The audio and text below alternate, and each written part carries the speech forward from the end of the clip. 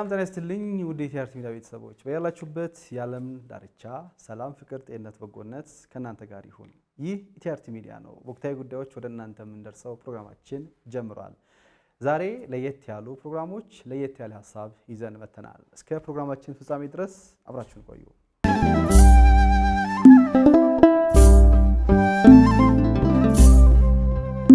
ተመልሰናል። እንግዲህ ዛሬ ብዙ እንግዶች ተገኝተናል። በእኔ በስተግራ በኩል እንግዲህ ወንድሜ አዳም እንኳን ደህና መጣ። ምን እንኳን ሰላም ቆየ ጠፋ በጣም መጋቢ ሃይማኖት መምህር ግሩም እንኳን ደህና ቆየ ነው። መልካም። በቅድሚያ እንግዲህ በሰላምታችን እንጀምራለን። ክርስቶስ ተንሥአ እሙታን አሰሮ ለሰይጣን አግዓዞ ለአዳም ሰላም ኮነ ሰላም። ዛሬ እንግዲህ በሶስት ተከበን ሶስት ሆነን የተለያዩ ሀሳቦችን ልናነሳ ወደናልና እንደው ሰሞኑን ቤተክርስቲያናችን ከትንሳኤ በኋላ ትንሳኤ የሚረሳ ነገር አይደለም። 2 ወር በጾም ቆይተን ከዛ በኋላ የመጨረሻውን ሳምንት የክርስቶስን ሕማም የክርስቶስን ስቃይ አስበን እሁድ ደግሞ ያው አርብን ተሻገረን እሁድን ደግሞ ትንሳኤውን አግኝተን በትንሳኤው ደስተኛ ሆነን እንግዲህ 50 ቀናት የትንሳኤ ጊዜያት ይባላልና እሱን እያሳለፍን ሳለ ልክ ያው አጀንዳ ስለማናጣ አንድ ርዕሰ ጉዳይ ቤተክርስቲያናችን ውስጥ ገብቶ በጣም እጅግ ብዙ ሊቃውንቶች ተነጋግሮበት ምዕመናን ምን ነው ይሄ ጉዳይ ቤተክርስቲያን ሰው የላትም ወይ እስኪባል ድረስ ሀሳቦች ተነስተው ከዛ በኋላ እንግዲህ ቅዱስ ሲኖዶስም ይሄንን ነገር ጊዜ በመውሰድ ሰፊ ውይይት ከተደረገ በኋላ ባለፈው አንድ ውሳኔ የተላለፈበት ጉዳይ አለ። እንደው ስለ ጉዳዩ ብዙ ተብሏልና እስቲ መጀመሪያ ለመነሻ ሀሳብ እንዲሆነን የቅዱስ ሲኖዶስን ውሳኔ እንዴት አያችሁት? ከመምህር ካንተ ልጀምር። ጥሩ ነው። የቅዱስ ሲኖዶስ ቋሚ ሲኖዶሱ ያወጣውን መግለጫ የማህበራት ህብረት ያወጣውን መግለጫ አይተናል። ያው ዘግይቷል። እኛ ስንል የነበረው ምንድነው ይሄ ነገር ስር ከመስደዱ በፊት ቤተክርስቲያን ይሄንን ጉዳይ በደንብ አድርጋ ጀርባውን የማህበሩን አጠቃላይ ሁለንታዊ ነገር አይታ ወደ እውቅና ከሚለው በፊት ነገሮች መታየት አለባቸው ብለን ስንጮህ ነበር። ያው ዘግይቶም ቢሆን ይሄ ነገር በመሆኑ እኔ ጥሩ ነው፣ ደስተኛ ነኝ። ቀጣይ የሚለውን ደግሞ እንግዲህ በኋላ ምንድነው እንዴት ነው ቀጣይነቱስ የሚለውን በኋላ የምናየው ይሆናል። ግን ጅማሬው ጥሩ ነው።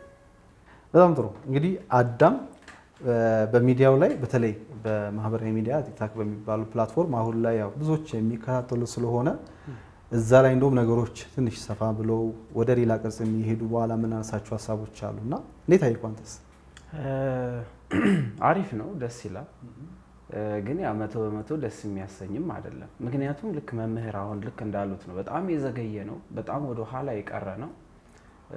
መቅረቱ ደግሞ እንደምታየው ሶሻል ሚዲያው ላይ ውሳኔው ራሱ ውሳኔውን የወሰነውን አካል የሚጎዳ አይነት እንዲመስል ሁሉ እየተደረገ እያየን ያለ ነው።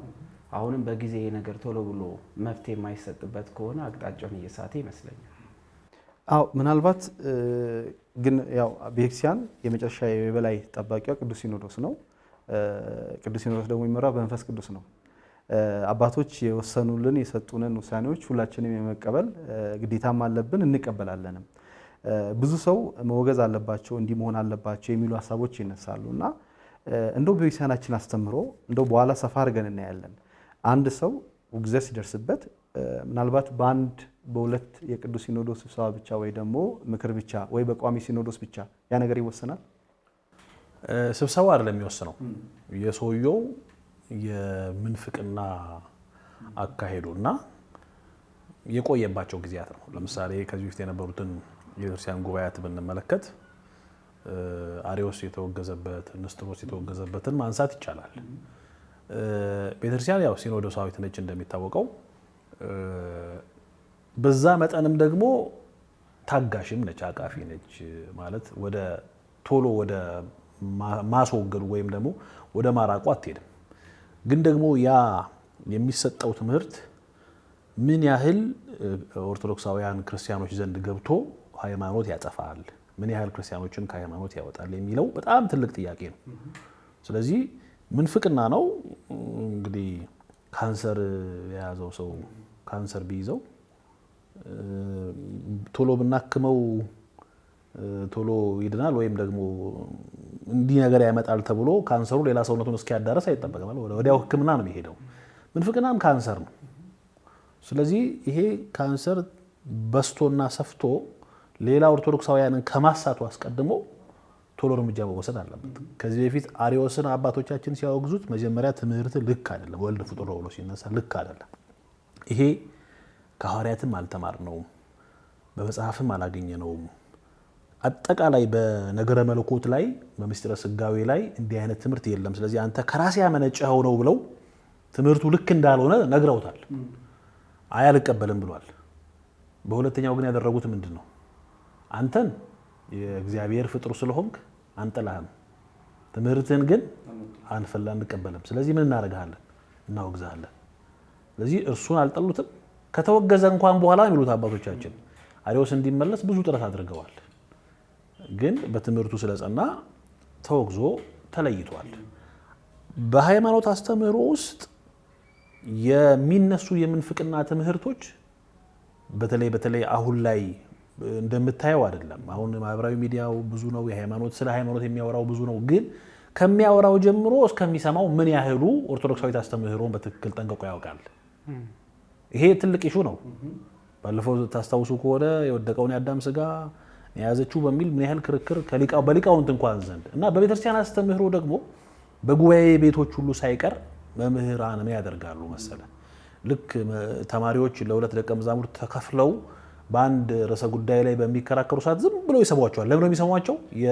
አንደኛ በማንበብ በመመራመር እውቀቱን እንዲያዳብሩ፣ ሁለተኛ የተማሪውን የእውቀት መጠን ለመለካት ዝም ይሉና ያ ክርክር እየተጋጋለ ሲሄድ ይደር ብለው አቡነ ዘበሰማያት ይላሉ። ከዚያስ እነዚህ ተማሪዎች ግን ምን ይባላሉ? በይበልጥ አንብቡ ይባላሉ። እንዲህ የሚያስብሉ እውቀቶች ሁሉ ሳይቀሩ በመምህራን ዘንድ እንኳን ክርክር ሲፈጥሩ አይተናል። እንኳን አይደለም ያልበሰለውን አማኒ። ስለዚህ ከዚህ አንጻር እንዲህ አይነት ችግሮች ሲመጡ ቅዱስ ሲኖዶስ ለይቶ በፍጥነት ነው ማውገዝ ያለበት። ይሄ ማህበር ደግሞ እንግዲህ አንተ ታውቃለህ በደንብ እሱ ላይ እንደውም በደንብ በስፋት እንመጣበታለን። ትናንት አይደለም የተነሳው፣ በጣም ብዙ ስር ሰደድ ነገሮች የምታውቀው ታሪክ ነው። ስለዚህ ዘግይቷል። አሁን እንደሚያዳምም እንዳለው ዘግይቷል የምንለው ለዛ ነው። ያው እንግዲህ እንዳልከው አባቶቻችን የሚያዩበት መነጽር ይኖራል።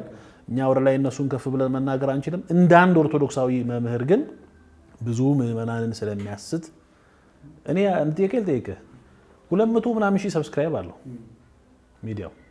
ማን ነው ሰብስክራይብ ያደረገው? እኔ እኮ ራሱ ጥያቄ የሚፈጥርበት ነው። እንደውም በኋላ ማነሳውን ጥያቄ አሁን አመጣክ እንጂ በደንብ ስለዚህ ከዛ በፊት ግን እኔ አሁን መምህር መጠየቅ የምፈልገው ብዙ ምዕመኑ ስላልተማረ ነው። በሊቃውንት ጉባኤ ግን ክርክር አለው ብሏል። አሁን መምህር ነው ጥያቄ የሚጠይቁት። ምዕመኑ የሚሰማውን ትምህርት ለማገናዘብና ለማስተዋል የሚማርበት ቦታ ሊመቻችለት ይገባል።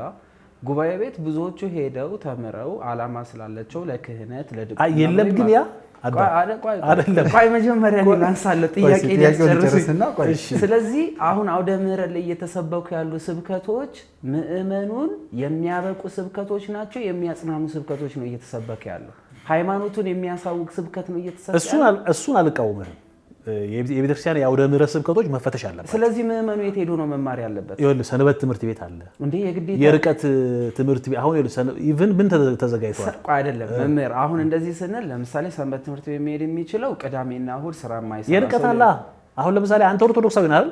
ስለ ሃይማኖት ማወቅ የሚጠበቅብህን ማወቅ ያለብህ አንተ ነህ። ለምሳሌ ይሄንን የትኛው የኦርቶዶክስ ቻናል ላይ ሲተዋወቅ አየህ? ግን ምናልባት የአዳምን ሀሳብ ግልጽ ለማድረግ የምደግፍበት አለ። አንተ ጋር ይመጣል ላስታርቅና አንተም ግልጽ እንዲሆን። ለምሳሌ አሁን ንግስ በዓላት ላይ ከሄድክ አሁን ግልጹን አለ የምናወራው ስለ ዕለቱ አሁን ቅዳሴው በ21 በ19 በ30 በ2 ብትል ኢትዮጵያ ኦርቶዶክስ ተዋሕዶ ቤተክርስቲያን ባለችበት በሙሉ አንድ አይነት ስርዓት ነው ያለው። ስንዱ ናቸው ግጻው ያለው። በቃ እዚህ ጋር ግጻዊው ተከፍቶ ሁሉ ቦታ ተመሳሳይ ነው። እኔ የፈለኩትን አንተ የፈለኩን አታረግም። አውደ ምሕረት ላይ ግን ያ ነገር የለም። መምህሩ ተነስቶ በፈለገው ጉዳይ ላይ ነው እንትን የሚያደርገው። ለምን ንግስ ላይ ቀደም የጀመርኩትን ብነግርህ ዕለቱን በማስመልከት ከሚሰብከኝ ትምህርት ይልቅ ልመናው ይበዛል። ምዕመናን ተሰላችተው ይሄዳሉ። ይሄ በዓል ትልቅ በዓላት ብዙ ሰው የሚገኝበት ነው። የአውደ ምሕረት በዓል ጉባኤዎችን ብታይ ተመሳሳይ ይዘት አላቸው። አዳም ለማለት የፈለገው ምንድን ነው? እንደዚህ አይነት ሊማርበት የሄደበት እድሉ ቦታ አለ ወይ ሁላ ነው? እድሉ የለምና በምን አይነት መንገድ ያስተምር? ይሄንን ገብቶኛል። ይሄ ጥያቄ ገብቶኛል። በነገራችን ላይ ይሄን ጥያቄ 100% የተቃወምኳቸው አይደለም። እንደውም ቤተክርስቲያን በሌላ ቋንቋ ነጥብ የጣለችበት እና ዛሬ ባዶ አዳራሽ የነበሩ አዳራሾች እንዲሞሉ የሆነበት አንዱ ምክንያት የስብከት ዘዴያችን ነው። መጠናት መስተካከል አለበት። እኔ አንድ ጊዜ በፌስቡክ ገጽ ላይ መምህራን ከፊት ላለው ሳይሆን ከኋላ ላለው ሳይሆን ከፊት ላለው ሰበኩ ብዬ ጽፌያለሁ። ይሄ ብቻ እኮ አይደለም። ጥቂት ሊቃውንት ከኋላ ብቻ ያሉት ሰምተው አንቱ እንዲሏቸው ትርጓሜውን አንድም ብለው አመስጥረው ከፊት ለፊት ያለው ምዕመን ግን ሀለ ሳይገባው የሚሄድበት ትምህርት ሁሉ አለ። ይሄ መስተካከል አለበት። ክርስቶስ በዘመነ ስጋዌው ወንጌልን ሲያስተምር ገበሬዎች ጋር ሲሄድ እነሆ ዘሪ ሊዘራ ወጣ ብሎ በዘሬ እየመሰለ፣ እናቶች ጋር ሲሄድ ደግሞ በቡሃቃ እየመሰለ፣ መንግስተ ሰማያት 5 እጅ ያቦኳት እርሾ ትመስላለች እያለ እየመሰለ ነው። የገበያተኞች ጋር ደግሞ ሲሄድ በዲናር በሳንቲም እየመሰለ ያስተምራል። ትክክል ነው። ይሄ የቤተክርስቲያኗ የስብከት ዘዴ መልሶ መታየት እንደገና ድጋሚ ሪቫይዝ መደረግ እንዳለበትና ወጥ በሆነ አቋም አውደ ምሕረቶቻችን ሰው የፈለገውን ከሚናገርበት ይልቅ ምዕመናን ጥሩ ስለ ሃይማኖታቸው ግንዛቤ የሚያገኙበት ትምህርት መሰጠት እንዳለበት አምናለሁ። ግን ደግሞ በተቃራኒው ሃይማኖት የማን ነው? ያንተ እኮ ነው ሃይማኖት። ስለ ሃይማኖት ማወቅ ያለብህ ማን ነህ? አንተ ነህ። በኢትዮጵያ ውስጥ በጣም ብዙ እድሎች አሉ። ለምሳሌ የማህበረ ቅዱሳን የትምህርት ሂደት አለ። ዛሬ ሰንበት ትምህርት ቤቶች ጥቂት ቢሆኑም እንኳን የርቀት ትምህርት ያስተምራሉ። በነገረ ሃይማኖት ላይ ዶግማቲክ በሆኑ ትምህርቶች ላይ 5ቱ ምስጢራተ ቤተክርስቲያን፣ 7ቱ ምስጢራተ ቤተክርስቲያን ያስተምራሉ። ነገረ ድህነትን ያስተምራሉ። ነገረ ማርያምን፣ ነገረ ቅዱሳን ያስተምራሉ። ስለዚህ ሄዶ መማር የማይችለው እንኳን በርቀት እንዲማር እኔ ለምሳሌ ባለውበት አካባቢ በመካነ ቅዱሳን ኢያቄም ዋና ወልደወር ሰንበት ቤት አስተምራለሁ የርቀት ትምህርት። እነዛ ትምህርቶች በሙሉ በሚዲያ ላይ ይለቀቃሉ። ያልቻለ መምህር እነዚያውን በተባሉበት ሁኔታ ላይ ለምሳሌ ሰንበት ትምህርት ቤትም ማህበረ ቅዱሳንም ወይ ደግሞ ቅዳሜና እሑድም የርቀቱንም ያልቻለ በጣም ብዙ የት ሆኖ ነው የማይችለው? በብዙ ጉዳይ እኔ እናንተ እንድትመልሱልኝ የሚፈልገው ጥያቄ አለ። መምህራኑ ልክ ነህ። ለምሳሌ አሁን ቅድም በውስጥ ስንነጋገር እንደነበረው የቤተክርስቲያን መምህራን አውደ ምሕረት ይዘው የሚያስተምሩት ሶሻል ሚዲያውን አልገዙትም። ወደ ሶሻል ሚዲያ ወደፊት አልመጡም። ለምዕመናን የሚገባውን ነገር ለመስጠት በብቃት በአውደ ምሕረቶችም ላይም እንደውም ቅድም ያነሳው ኢሹ ትልቅ ኢሹ ነው። ስብከት ላይ ልመና፣ ሌሎችም ነገሮች ይሄ አለ። ግን ምዕመናንስ አሁን እኔ ለምሳሌ ቤተክርስቲያን መምህር ነኝ። ብዙ ጊዜ ሰርቻለሁ ተዘዋውሬ። አሁን በሃና አገኛለሁ በኮተቤ ኢያቄም ዋና ብዙ ከልጅነት ጀምሮ ቤተክርስቲያን አልፌያለሁ። ቲክቶክ አሁን እኔ ከፍቼ መጥቼ የሚያዳምጠኝ ማን ነው? እስቲ አሁን እናንተን ስጠይቃችሁ ሰው የሚቆየው ነገረ ስጋዌን አመስጥሮ የሚያስተምር መምህር ጋር የሚሳደብ ሰው ጋር አይደለም። ቆይ እንደሱ ማለት አይደለም። አሁን ለምሳሌ እኛ ቅድም ስናነሳው የነበር ነው ሶሻል ሚዲያ ላይ ምናምን ተቀምጦ ያስተምር ሳይሆን ለምሳሌ ሰንበት ትምህርት ቤቶች ብዙ ስራ እየሰሩ ነው፣ እያየን ነው። አሁን መዋቅሩ በጣም በሚገርም ሁኔታ እየመጣ ነው ያለው። ካለ እያለ እየቀጠለ እያስተማረ የሚመጣበት መንገድ በጣም ነው የሚያስደስተው። ግን እየሆነ ያለው በሚፈልገው ደረጃ ተደራሽ ሆኗል አይደለም። ሲጀመር መጀመሪያ የሰንበት ትምህርት ቤቶች አቅም እንኳን እንዳይታይ ሆኖ ነው እየሄደ ያለው።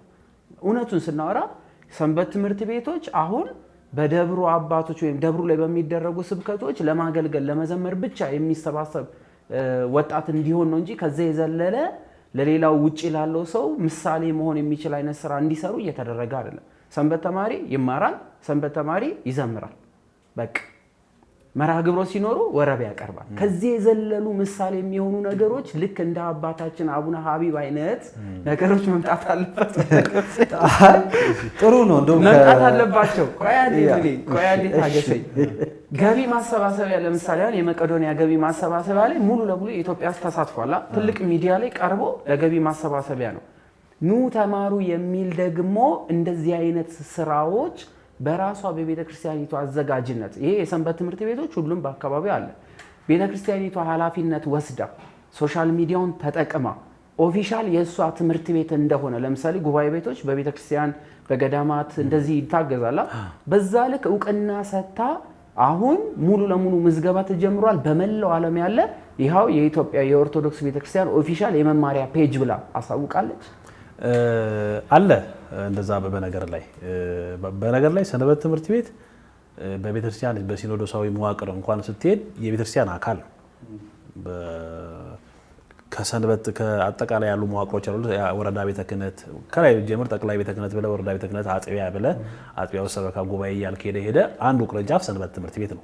ሊቀ ጳጳስም አለው። ብፁዕ አቡነ ቀለሜንጦስ የሰንበት ቤቶች ማደራጃ ሊቀ ጳጳስ ናቸው። ብዙ መምህራንም አሉ ከስር ይህንን የሚያደርጉ። ግን ከእናንተ ጋር የምስማማው ምንድን ነው መሰለ አደረጃጀቱ መዋቅሩ ተዘርግቷል እንጂ በዛ መጠን ሰው ይሄ እዚህ ቦታ ላይ የተመደበው ሰው በጥባት ለሰንበት ትምህርት ቤት ወጣቶችና ምዕመናን በአጥቢያው ይሄንን እንዲያገኙ ከፍተኛ ስራ እየተሰራ አይደለም። አንዳንድ አድባራት በግላቸው የሰራተኛ ጉባኤ፣ የሰንበት ትምህርት ቤት ወጣቶችን ስልጠና፣ የአካባቢው ምዕመናን በርቀት ትምህርት ለማሰልጠን ሞክረዋል። ይሄ እንደ ሀገር ደረጃ ግን ስንመለከተው መዋቅሩ ተቀምጧል እንጂ በትክክለኛ መንገድ እየተሰራበት አይደለም። እንግዲህ ይሄ ከተቀመጡ ሰዎችም አንፃር ቤተክርስቲያን ላይም ካለው ችግር አንፃር እንደው ይሄ ራሱን የቻለ ሰፊ ሊያወያይ የሚችል ርዕሰ ጉዳይ ነው። በኋላ ብዙ የምናወራበት ጉዳይ ስላለ ማለት ነው። ምናልባት የዚህን ማጠቃለያ የኢትዮጵያ ኦርቶዶክስ ተዋሕዶ ቤተክርስቲያን እንግዲህ ሰንበት ትምህርት ቤት በተለይ ዘጠናዎቹ ላይ በጣም ትልቅ ስራ የተሰራበት ነው። እኔ አሁን እዛ ላይ ቆሟል ብዬ ነው የማስበው። የኔን ሀሳብ ነው የምልክ። አንዳንድ ሰንበት ትምህርት ቤት በራሳቸው ተነሳሽነት የሚሰሩት ስራ ነው እንጂ ቅድም አዳም ብሏል፣ አንተም ብለከዋል። እንደውም የሰራተኛ ጉባኤ ሀና ይጠቀሳል። ጴጥሮስ ጳውሎስ ብትሄድ አሉ እንደዚህ ደብራት ትላልቅ ምናልባት ስማቸውን ያልጠ ነጎፋ ብትሄድ በጣም ግቢ ገብርኤል እንደው አሁን ትንሽ ያው በብዙ ነገሮች መዳከሞች ነው እንጂ ብዙ አሉ አሪያ ሊሆኑ የሚችሉ ነገር ግን እንደ ኢትዮጵያ ኦርቶዶክስ ተዋሕዶ ቤተክርስቲያን እንደ አጠቃላይ ስናይ ማለት ነው መዋቅሩ አለ፣ ስራዎች አልተሰሩ። አሁን እኮ የምናወራው ብዙዎቻችን የሰንበት ትምህርት ቤት ፍሬዎች ነን ሁላችንም አይደል? በዚህ ዘመንስ በዛ ደረጃ ልጆች አሉ ወይ ስንል ሄዶ ቁጭ ብሎ ተምሮ ከመዘመር ውጪ እንደዚህ ትልቅ ስራ ሊሰራ የሚችል ነገር እየተፈጠረ አይደለም። ይሄንን እያደረገ ያለው ምንድነው? ቤተክርስቲያን መዋቅሩ ላይ በጣም ትልቅ ክፍተቶች እየተፈጠሩ ነው። ዓላማቸውን እያወቁ አይደለም ነው። ትክክል። ኢቭን ቅድም እንዳልከው ነው። በቃ ያጠናሉ፣ ወረብ ያቀርባሉ፣ ሁለታ ከዛ ያለፈ ነገር አይደለም። ባለፈው እንደውም መምህር ሄኖክ አንድ ነገር ብሎ ነበር ኢንተርቪው ሳደርገው የመስቀልን ፕሮግራም ለምንድን ነው ሰንበት ትምህርት ቤቶች ወስዶ ኢቨንቱን የማያዘጋጁት? ብዙ ነገር መስራት ይችላል። የኬሌ ባለስልጣን መጣና ንግግር አድርጎ ከመሄድ ባሻገር እኛ እሱ አይደለም የሚያስፈልገን። በጣም ሰንበት ቤት ብዙ ነገር መስራት ይችላል። በአመቱ ይመጣል ወይ ዑራኤል ወይ የሆነ ደብር የንግስት ታሪክ ይሰራል፣ ትርኢት ያሳያል። የአዲስ አበባ ሀገረ ስብከት 4 አቅጣጫዎች ሰሜን፣ ደቡብ ተብሎ ይሰራሉ። ከዛ ያለፈ ነገር የለም፣ ማለፍ አለበት። ይሄ ትሬንድ ሆኗልና ይሄ ሰፊ ርዕሰ ጉዳይ ያስፈልገዋል በጣም ልንወያይበት። እየሰሩ ያሉ ደግሞ የሉም ማለታችን አይደለም። በጣም አሪያ ሊሆኑ የሚችሉ ሰንበት ትምህርት ቤቶች አሉ። ይሄ ነገር እንዳለ ወደ ሀሳባችን ስንመለስ ወደ ተነሳንበት ሀሳብ እንግዲህ የብፁዕ አቡነ ገብርኤል ሀሳብ በጣም ተነሳ። በነገራችን ላይ ምዕመናን እንዲህም ሁኔታ ውስጥ ሆኖ ስላወቁ ነው ይሄን ነገር ምዕመናን ግፊት አድርገው ዛሬ ላይ ቅዱስ ሲኖዶስ ይሄን ነገር አጽንኦት እንዲሰጠው የተደረገው እንጂ ከዚህ በፊት ብዙ አይነት ነገሮች ተነስተዋል። በኋላ የምናነሳቸው ብዙ ሊቃውንቶች በዚህ ላይ ተናግረዋል። በጣም ብዙ ሊቃውንቶች ደስ ያለን እንደውም ሁሉም በአንድ ድምፅ ተናግረዋል። ነገር ግን ቅዱስ ሲኖዶስ ባለፈው ዕለት አንድ ውሳኔ ያሳልፈዋል። ይሄ ነገር በሊቃውንት ጉባኤ እስኪጠና ድረስ ውሳኔ ይቆይ፣ እስከዛ በባታቸው እንዲቆዩ ተደረገ። ፐርሰናል እንደ አንድ ሰው ጥያቄ ሊኖረኝ ይችላል። አይ ቲንክ ስህተት መሆኑን አምነዋል እና ያ ነገር ሌላ ለምን አስፈለገ የሚል ነገር ሊያነሳ ይችላል፣ እሱ ሊነሳ ይችላል። ነገር ግን ይሄ ሚዲያ የተላለፈበት ሚዲያ ፍኖተ ጽድቅ እመቤታችን ቤዛዊት ዓለም አትባልም የሚል የምንፍቅና ትምህርት የተላለፈበት እሱ ብቻ ነው ወይ የእሱ ስህተት? እሱ ስለተነሳ ነው ዛሬ ይሄ የተነሳው? እስቲ የዛሬ 2-3 ዓመት ወደኋላ መመለስ እንችላለን እና መምህር አንተ ጋር እመጣለሁ። አዳም እስቲ በሰሞኑ ጉዳይ ላይ ካየክ ቅድም 200,000 ሰብስክራይበር አለው ብሏል ቻናል። ማን ነው ሰብስክራይብ ያደረገው ብንል ምንም ቀላል ነው፣ ይታወቃል። የብፁዕ አቡነ ገብርኤል ወደ ባታቸው እንዲቆዩ ይሄ ውሳኔ እስኪሰጥ ድረስ እንዲቆዩ ከተባለ በኋላ ሁለት አይነት ሀሳቦች ተነስተዋል። አንደኛው ፖለቲካዊ ይዘት ያለው እሱም በኋላ እናነሳለን። ይሄ የሆነ ነገር ሲነሳ ብሔር ውስጥ የመሸሸግ ነገር። ሁለተኛው ደግሞ ይሄንን ነገር የሚፈልጉ በተለይ በማያገባቸው የሚገቡ ያለ እምነታቸው አስተምሮ መጥተው የሚገቡ አንዳንድ አካላት አሉና ሚዲያው ላይ የነበረው ነገር እንዴት ነው? ማን ነው ይሄን ነገር በደንብ ሲያራግብ የነበረው የሚለውን ነገር እናንሳና ወደ ፍኖተ ጽድቅ በደንብ እንመጣለን። መልካም እንግዲህ ምን ያህል ወደ 3 አይነት ሰዎችን ተመልክቻለሁ። 3 አይነት የምላቸው ያው እንደ 3 አካላት እንቁጠራቸው እንጂ ከጀርባቸው ብዙ ነው። የመጀመሪያው ካሁን በፊትም በነበረው በተለይ ይሄ የኦሮሚያ ሲኖዶስ ምናምን በሚሉት አይነት ሂደት ላይ የነበሩና መሀል ላይ ግን ጸጥ ብሎ የነበረው እንደ አዲስ የመነሳት የአዲስ የሆነ መምጣት አይነት ነገሮች መታየት ጀመሩ። አሁን ሰዎችን የሆነ ነገር ብናደርግ በዚህ ሞቅታ ውስጥ ተናግሮ ልክ እንደዚህ ይጠሉናል የሚል አይነት ኢሜጅ ለመስጠት የሚያስመስሉ ለምሳሌ ዋን ኢሳን ሸኝን ኢሳኒ ኦሮሞ ዋን ቴፍ ሰብኒን ኢሳኒ ዋን ኦሮሞ ታአኒፊ ምናምን እንደዚህ አይነት ነገሮች በጣም በብዛት ነው የመጣው። መዝሙሮች ኦሮመኛ መዝሙሮችን ማምጣት ካሁን በፊት እንዳዘምሩ ተብሎ ልክ እንደተከለከለ ማስመሰል ምናምን በጣም ወሮታል ማለት ነው። ካይ ጆሌን ኦሮሞ ማፈከንተ የሰኒ ዱራኑ አመንታ ከሰኒ ሚቲ አመንቲ ወራ አማራቲ ምናምን እንደዚህ አይነት ነገሮች በጣም ተነስተዋል ማለት ነው።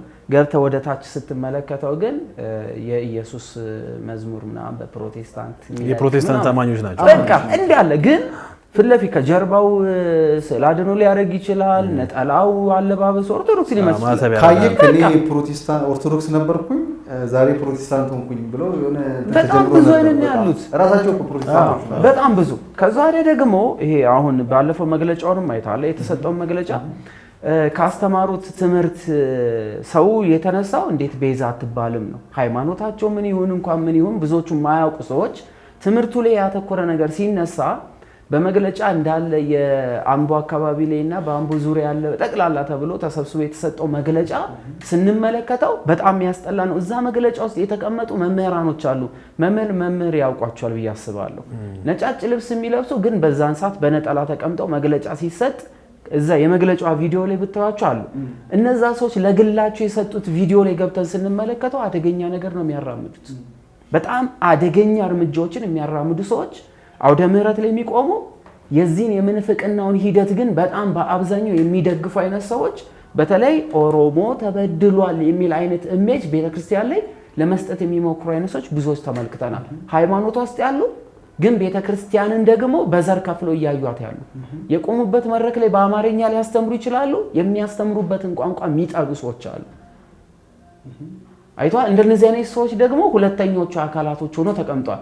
ሶስተኛው አካል ጭራሽ ስለ ሃይማኖት የማያውቅ ይቺን ነገር ተጠቅሞ የሚያጋግሉ ሰዎች አሉ።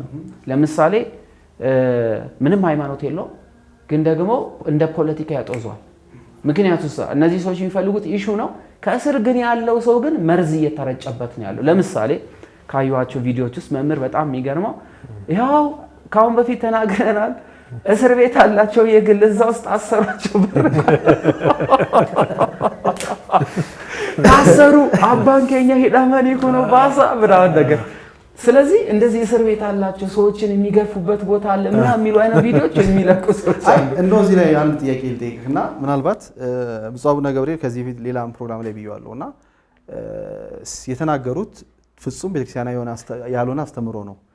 ያንን ነገር ሲያስተምሩ ግን እሳቸውም ወጥተው ሚዲያ ላይ ይቅርታ ጠየቁ። ይቅርታ የጠየቁበት መንገድ እንትኑን ተሳስቻለሁ ሳይሆን ሰው ምዕመናን ስለተከፋችሁ የሚል አይነት ሐሳብ ያለው እንትን ነው። እሱ ይቆየን።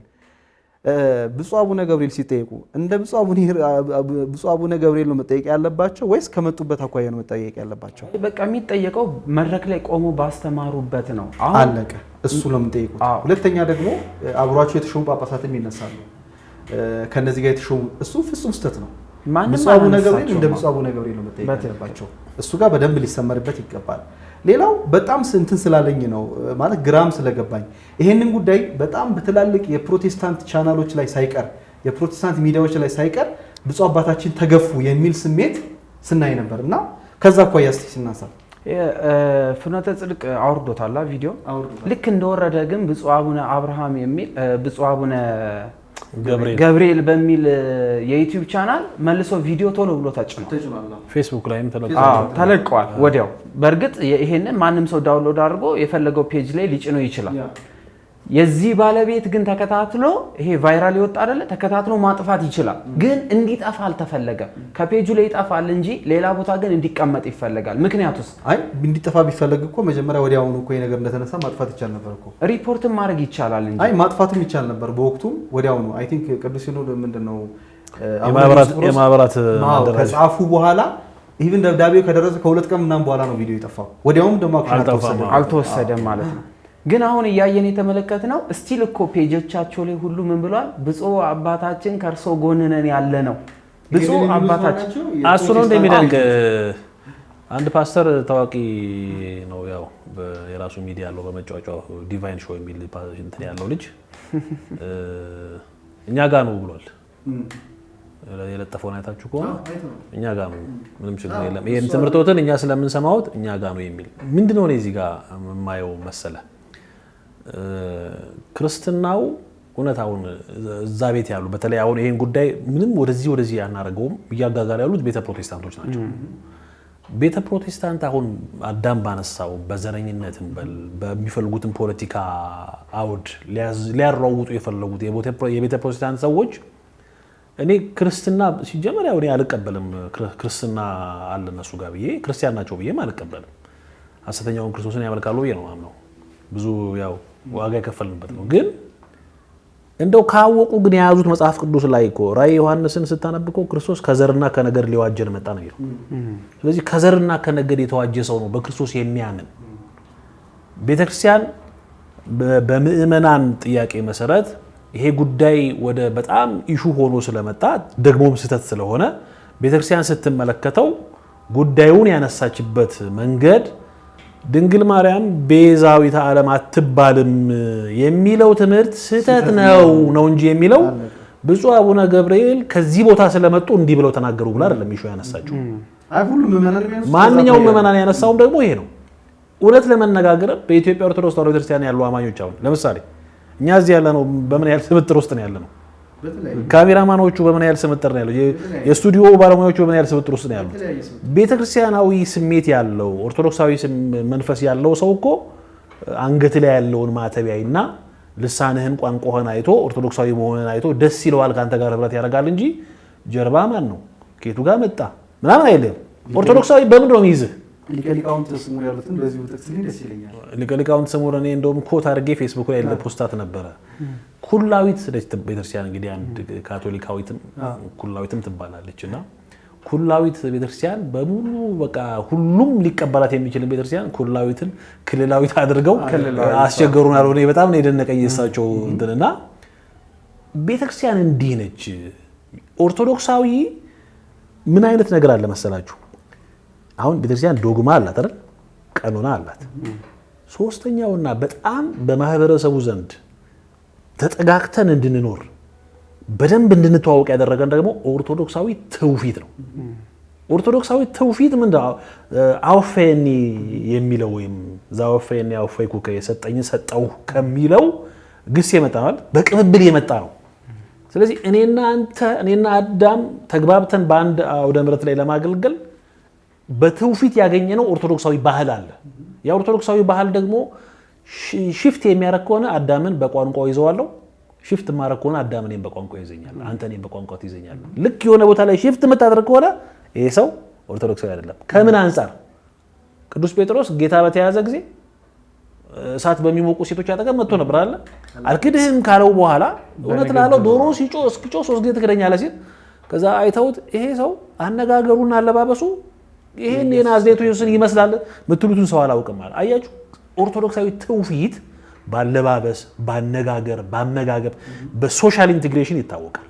ስለዚህ ይሄንን አይቶ ነው ኦርቶዶክሳዊ ቋንቋውን አይቶ ይሄ ቋንቋ የኢትዮጵያ ኦርቶዶክስ ተዋሕዶ ቤተክርስቲያን አስተምህሮ አይደለም ብሎ የተናገረው እንጂ አሁን ሰዎች ሊለጠፉበት የሞከሩት የሄዱበት ርቀትና መንገድ የሚያሳዝን ነውና አንዳንድ ጊዜ ራሳቸውን ቢፈትሹ ክርስቶስን የሚያውቅ ሰው ነው። ባለፈውም ብየዋለሁ በአንድ የቴሌቪዥን መራግብር ላይ ክርስቶስ እኮ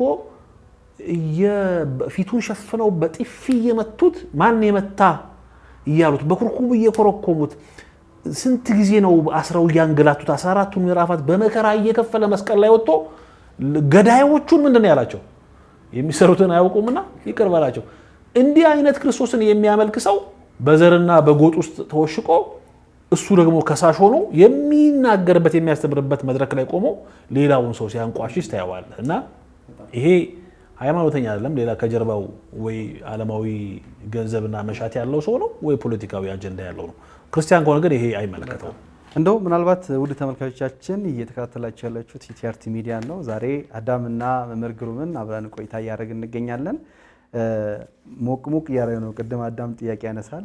እንግዲህ ሀሳብ በዚህ መሀል እናንተ ማትረፍ የሆኑ ሀሳቦችን እንድታገኙ ነው ሀሳቦችን የምናነሳው። አሁንም የተለያዩ ሀሳቦችን እናነሳለን። በነገር ላይ እኔም ጥያቄ አለ ይላል በደንብ ግን እኔ ደግሞ ለምን ያህል ጥያቄ አለ?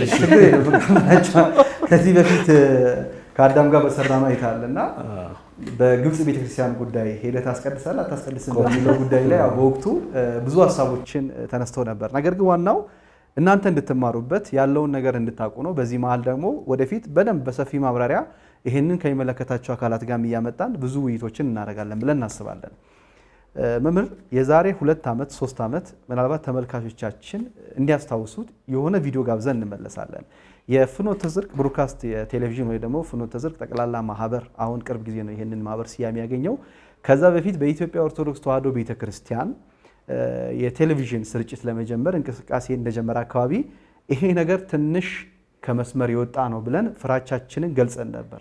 በወቅቱ ደግሞ ምናልባት ተመልካቾቻችን ግልጽ እንዲሆንላቸው ቪዲዮ ጋብዘን እንመለሳለን። አብራችሁን ቆዩ። ቅዱስ ያሬድ የዘመረውን መዝሙር ግጥም እስከ መገልበጥ ድረስ ከደረሱ ምን ማለት ነው? ምስለ ራጉኤል ስዑል በነበልባል ወዮሐንስ ድንግል ወኢዮባዲት ወካፌ ቁስል ወበርተሎሜው ሐዋርያ ሰባኬ ወንጌል አውደ ዓመት ለባርኮ ምጽራርያም ገልጌል ማርያም እኔ ለምሕረት ወሳይል ሚል አርኬ አለ። የቤተክርስቲያን አባቶች ቤተክርስቲያን የወከለቻቸው ትላልቅ አባቶች የምንጠብቃቸው አባቶች አሉ። እነዛ አባቶች ይሄ ነገር ከዚህ በኋላ እንዲህ ሆኗል በቃ ቤተክርስቲያን ተቀብለዋለች ካሉ እኛ ከአባቶች አንበልጥም። ክርክሩ የቀለምና የሮቶ ፋብሪካ ጥራት ጉዳይ አይደለም። እሱ ሲሆን ነው ና በርሜል ጎብኝልኝ ተብለ በርሜል ስትጎበኝ የምትውለው። በአደባባይ ለሌላ ለሚጻረረን ቤተክርስቲያንን ለሚወቅሳት ታቦታቱን የቃል ኪዳኑን ታቦት በአደባባይ ላይ ለሚዘልፉ ቅዱሳንን ለሚዘልፉ አደባባይ ላይ ወጥቶ ቤተክርስቲያንን ለሚያሳጡ ግለሰቦች ምን እየሰጡልን ነው? መረጃ እየሰጡ በቃ ቤተክርስቲያን አሁን እየታደሰች ነው፣ ጥሩ ሰራዊት አለን። ሶስተኛና ግልጽ መደረግ መቻል ያለበት አለ። አንድ ብዙ ሰው ማያየው በተለይ ወደ ሚዲያው የመጣ ነው ለአገልግሎት ትንሽ የቀረብኑ ሰዎች እያየ ነው ያለነው ጉዳይ። ስለ ፍኖተ ጽድቅ ስንናገር ኑና ድርጅቱን ጎብኙ ነው የምንባል። መጀመሪያ ሀገረ ስብከቱ ሊቀ ጳጳስ ይህንን ነገር ይከታተላል። ከዛ በኋላ ደግሞ ቤተክርስቲያን ትቀበላለች። አንድ ግለሰብ ወይ አንድ አገልጋይ ብቻ ያ ነገር መቀበል አይችልም። ምንም የሚወርቅ የሚነሳ የግዝ ግስን እንኳን ቃላትን እንኳን አስተካክሎ ማይጠራ ሰው ቤተክርስቲያን ሞደርን መሆን አለባት ነው እያለ ያለው። ሞደርን ማለት ተሐድሶ ማለት ነው። ስለዚህ ምን እያደረጉ ነው? አሁን ይሄን በመስማታቸው በማየታቸው በውስጣቸው በጣም ደስተኛ፣ በኢትዮጵያ አባባል የአንጀታቸው ቅቤ የጠጣበት ዘመን ላይ ነው ያሉት። ክርክሩ የአገልግሎት ጉዳይ ነው። ምንም በቃ አይመለከታችሁም። አሁን መከራከሪያ ሆኖ የመጣው እንደው አያሳፍርም? ያን ጊዜ ተሐድሶ ጸረ ተሐድሶ እንቅስቃሴ በነበረበት ወቅት ወደ ቅዱስ ሲኖዶስ ወስዶ ይሄንን ጉዳይ አጀንዳ አድርጎ ቅዱስ ሲኖዶስ አምኖበት እነዚህን ሰዎች ለማውገዝ የተወሰደውን ጊዜ ታውቃላችሁ። ምክንያቱም ማስረጃ ስለሚያስፈልግ በዛ ሁሉ ሂደት ውስጥ ጳጳሳቱን ተገን እያደረጉ አቡነ ከላይ መጋቢ አዲስ አሉኝ፣ አቡነ ከላይ እዚህ ቦታ መሰከሩልኝ እያሉ ነው ሲዋጉ ነው የነበረው እነ ፓስተር ትዝታው። ይሄ ዛሬ ተደግሞ እንዴት ጳጳሳቱ የሄዱበትን ትተቻላችሁ? ከጳጳስ እንበልጣለን እያላችሁ ነው። ኧረ አላልንም። መስተካከል ያለባቸው ነገሮች መስተካከል አለባቸው ብለን አንስተናል። ያለው ደግሞ የቤተክርስቲያን ስርዓት ተጥሷል፣ የምናውቃቸው የቤተክርስቲያን ቋንቋዎች ጠፍቷል ነው ያለው እንጂ ከግለሰብ ጋር ጉዳይ አገናኝተን አይደለምና እውነት አጀንዳ ለማስቀየር ነው። እነሱ የህንድ ኦርቶዶክስ መስለው ነገር ግን ከ50% በላይ ሲሆኑ ፍርድ ቤት እኮ ነው የገተሯት። የህንድ ቤተክርስቲያን እኮ በህንድ እናቶች ጀግንነት እኮ ነው ዛሬ ያለው የህንድ ማላንካራ ኦርቶዶክስ የተረፈው በእናቶች ጀግንነት ሩዛቸውን አስራት እያርገው እያወጡ።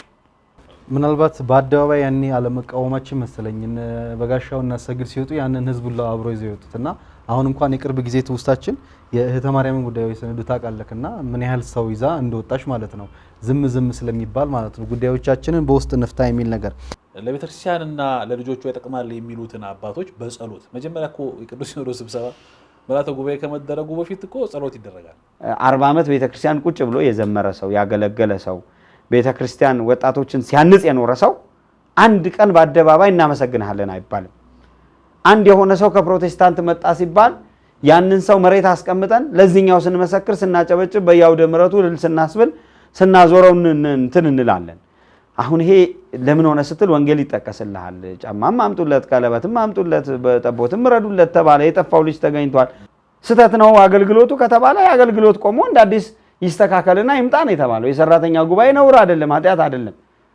ስለዚህ ምዕመናኑ ከግራ መጋባት ወጥቶ የቤተክርስቲያንን ድምጽ ማዳመጥ ይገባዋል። እከሌ የሚባለው መምህር እንዲህ ስላልሄደ ከሚል ነገር መውጣት መቻል አለበት። ደላሎች አቁሙ፣ መሀል ላይ ያላ አቁሙ። በቃ ይሄንን ሐሳብ እኛ አንስተናል። አንዳንድ ሌላ ግለሰቦችም አንስተዋል፣ ሚዲያዎችም አንስተዋል። እውነት ለመናገር አጀንዳ ለማስቀየር ነው። ተከፍሏቸዋል ወይ ከተባለ ግን አዎ ተከፍሎናል፣ ይከፈለናል። የዘላለም ሕይወት ነው የሚከፈለን። ክፍያችን እሱ ነው።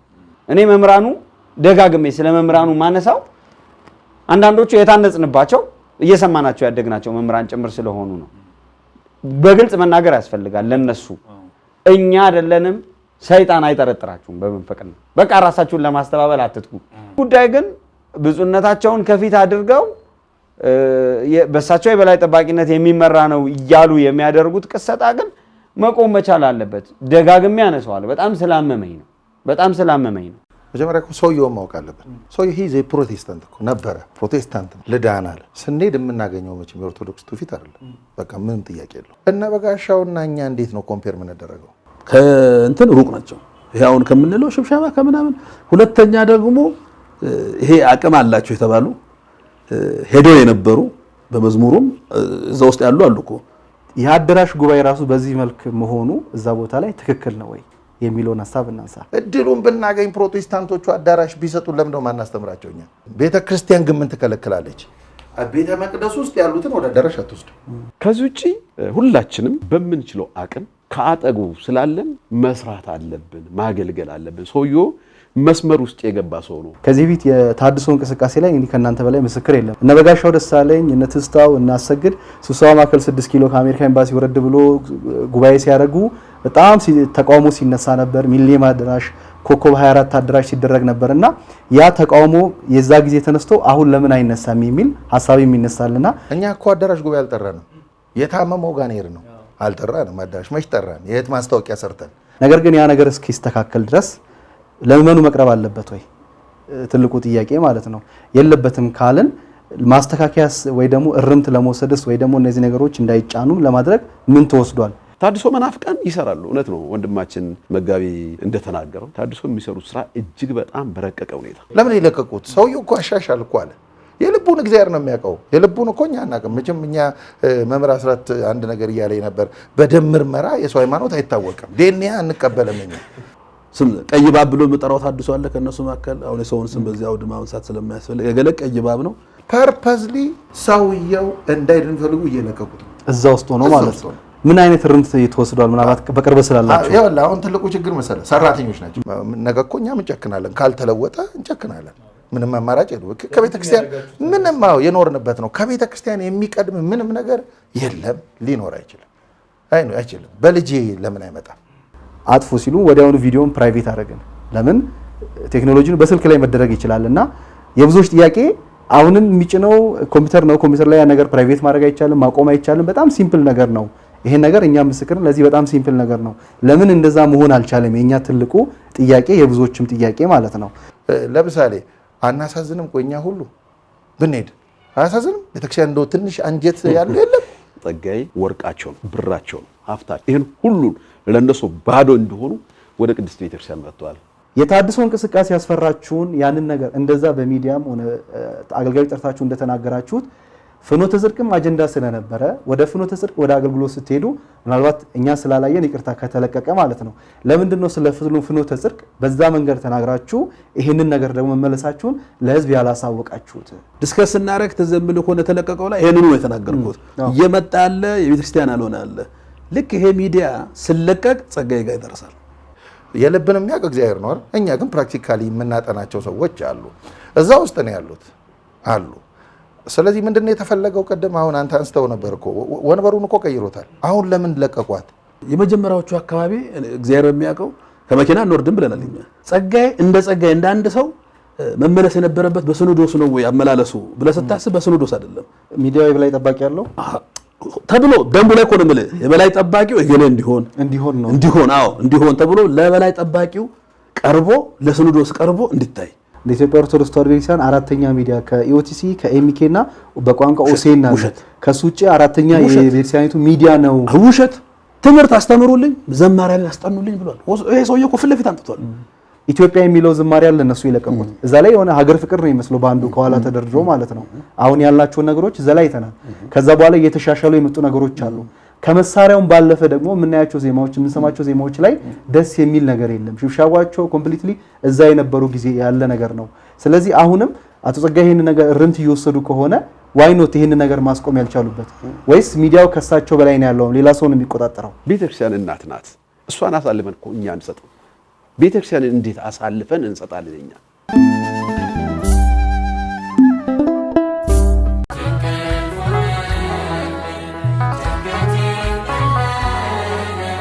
አንድ ላይ ነው አብሮ የተመለሰው። ግን ዝም ብዬ የምታዘባቸው አንዳንድ ነገሮች አሉ። አንዳንድ እዛ የሚያገለግሉ በጣም ራስ በቃ የፍኖተ አበው ራስ የሚባሉ ዘማሪያንና ሰባኪያን አብሮ ሲመለሱ ገረመኝ። ስለዚህ ምንድነው ከጀርባ ያለው ይሄ ነገር? ማርያም አንጋፋ የምንላቸው መምህራን መምህራን ብቻ ሊቃነ ጳጳሳት ሁሉ ሳይቀር በዚያ ቦታ ላይ ተገኝተዋል እና ይሄ አካሄድ ጥሩ ነገር አይደለም ያየሁበት ሁኔታና ከዚህ አንፃር ምንድነው መደረግ ያለበት? እንዴትስ መመዘን አለበት?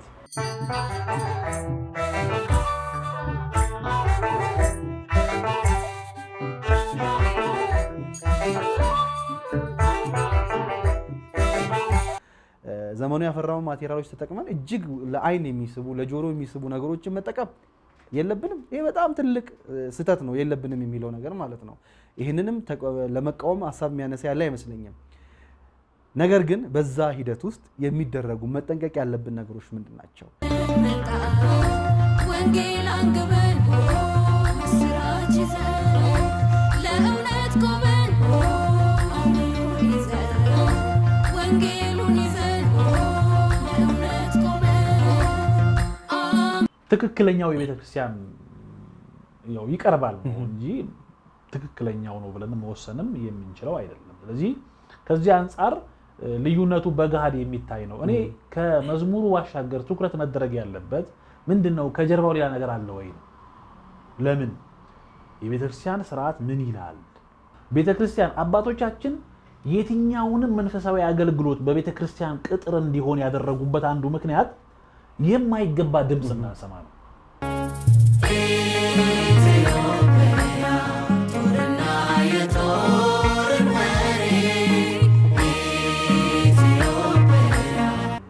እኔ እናንተ እናልፋለን መምህር፣ ቤተክርስቲያን ግን ትቀጥላለች።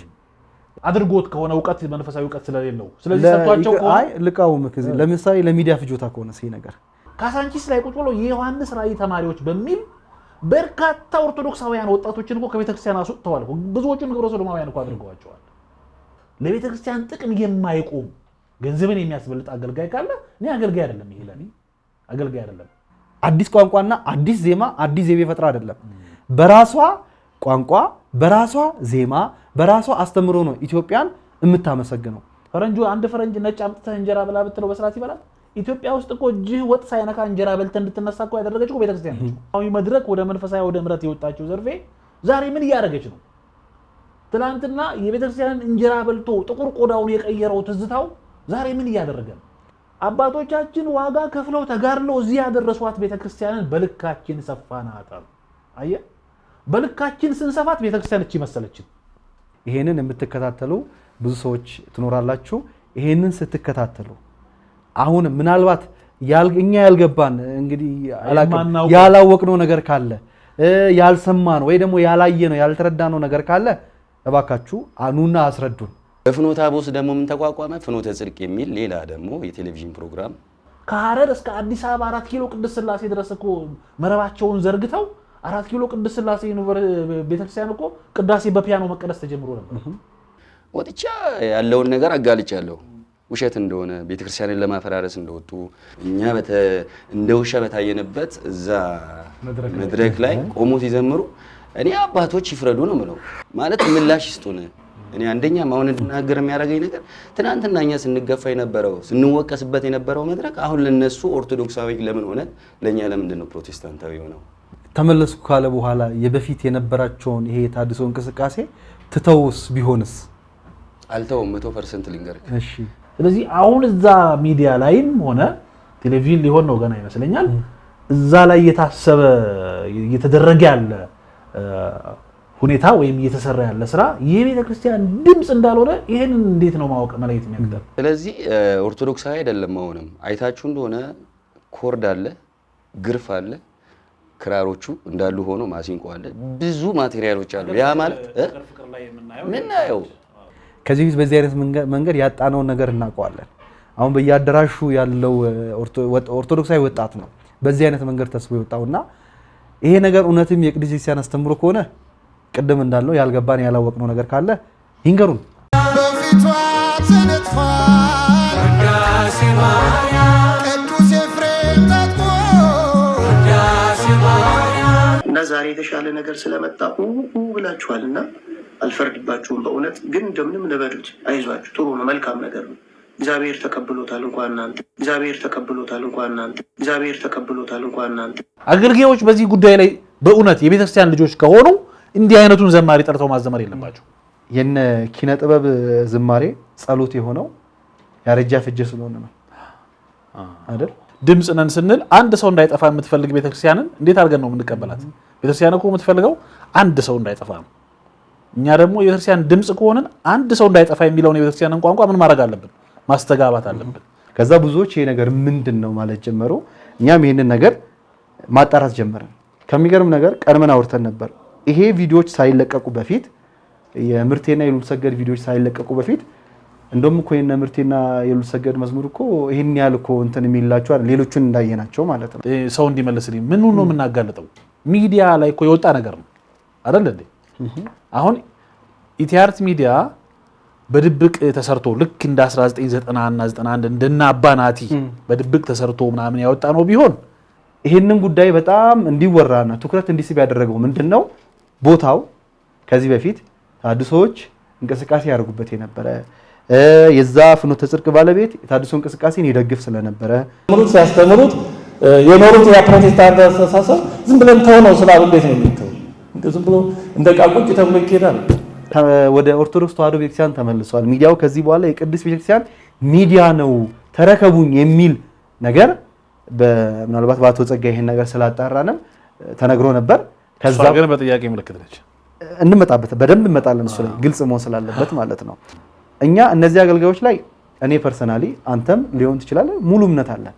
በዚህ አይነት መንገድ ቅድስት ቤተክርስቲያንን ለክፉ ነገርም ሆነ ለምንም ነገር እንደማይሰጡ ማለት ነው። የኒቅያ ጉባኤን ለመደራደር እድል ያገኙት በዚህ አማካኝነት። ስለዚህ ከዚህ በኋላ አርዮሳውያን እና ኦርቶዶክሳውያን በቤተክርስቲያን ውስጥ ሆነው ነው የሚታገሉት። እነዛም ጉባኤ ያደርጋሉ፣ እነዚህም ጉባኤ ያደርጋሉ። እነዚህ ሰዎች ወደ ቤተክርስቲያን የመጡት አንድ ቴሌቪዥን ለማስመረቅና ያንን ቴሌቪዥን ላይ ለመስራት በዚያም ቁጭ ብለው ህዝቡን ለመቀሰጥ ህዝቡን ለመውሰድ እንደሆነ በተደጋጋሚ ተነግሯል።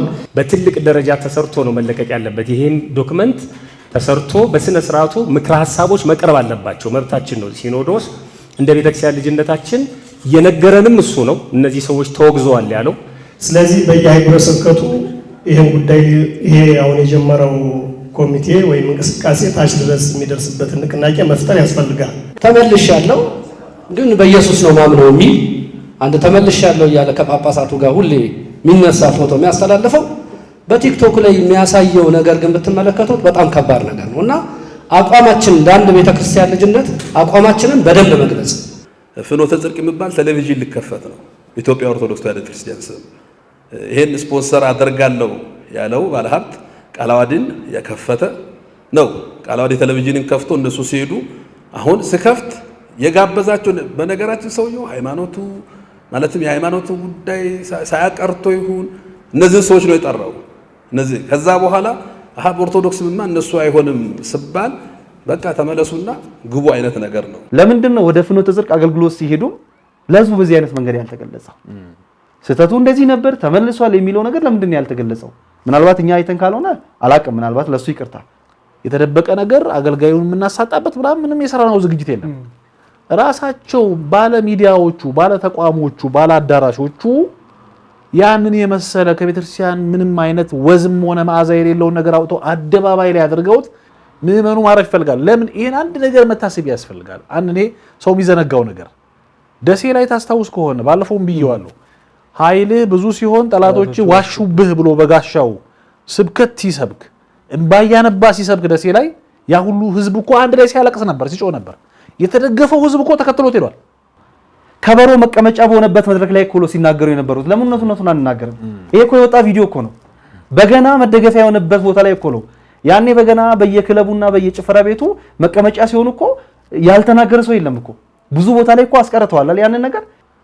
ስርዓትና ህግ ሲጣስ ምንም ጎልዳፋ ብንሆን ምንም ኃጢአተኛ ብንሆን ከቤተክርስቲያን ጎን እንቆማለን። እልህ በሚመስል መልኩ እሱን ነው ምልክ የወጡት እንደውም ነገሮች ጭራሽ ከሥርዓተ ቤተክርስቲያን ፈር ያፈነገጡ ማለት ነው። ስህተት ከሆነ ስህተት ነው አይደል? ቪዲዮዎቹ ባይለቀቁስ? መላእክቱ ቅዱሳኑ ሁሉ የሚያመልኩት ተመስገን እያሉ መላእክቱ ቅዱሳኑ ሁሉ የሚያመልኩት ተመስገን እያሉ ቸርነቱ በእኛ ላይ ስለበዛ ቸርነቱ በእኛ ላይ ስለበዛ መልስ ለመስጠት በሚመስል መልኩ ጭራሽ ስህተትን በትልቅ ስህተት ማለት ነው። እነ እዩ ጩፋ ቤት ወይም ደግሞ እነ ፓስተር ከሌ ቤት የኪነ ጥበብ መዝሙር ሲዘመር ሰምተዋል? የምንዳይ መዝሙር ሲዘመር ሰምተዋል? ትክክል ነው በቃ ተቀበሉ አይነት ሐሳብ አይሆንም። እንደዚህ አይነት ሐሳቦች ማለት ነው ራስን መከላከል ጦር ሜዳ ነው። ቤተክርስቲያን ላይ ራስን መከላከል የለም። ሲኖዶሱ እልል ብሎ ስለተቀበላቸው ከሲኖዶስ በላይ ነኝ የምትይ አንቺ ማነሽ? ከሲኖዶስ በላይ ነኝ የምትይ አንቺ ማነሽ? ከሲኖዶስ በላይ የምትሆን ማን አንተ? ፍጹም ቆመን በንጹህ ደም ምላሽ አይኖርም ከምስጋና ከቶ አንቦዝንም። ገና በኢትዮጵያ አይቶሻል አምላክሽ።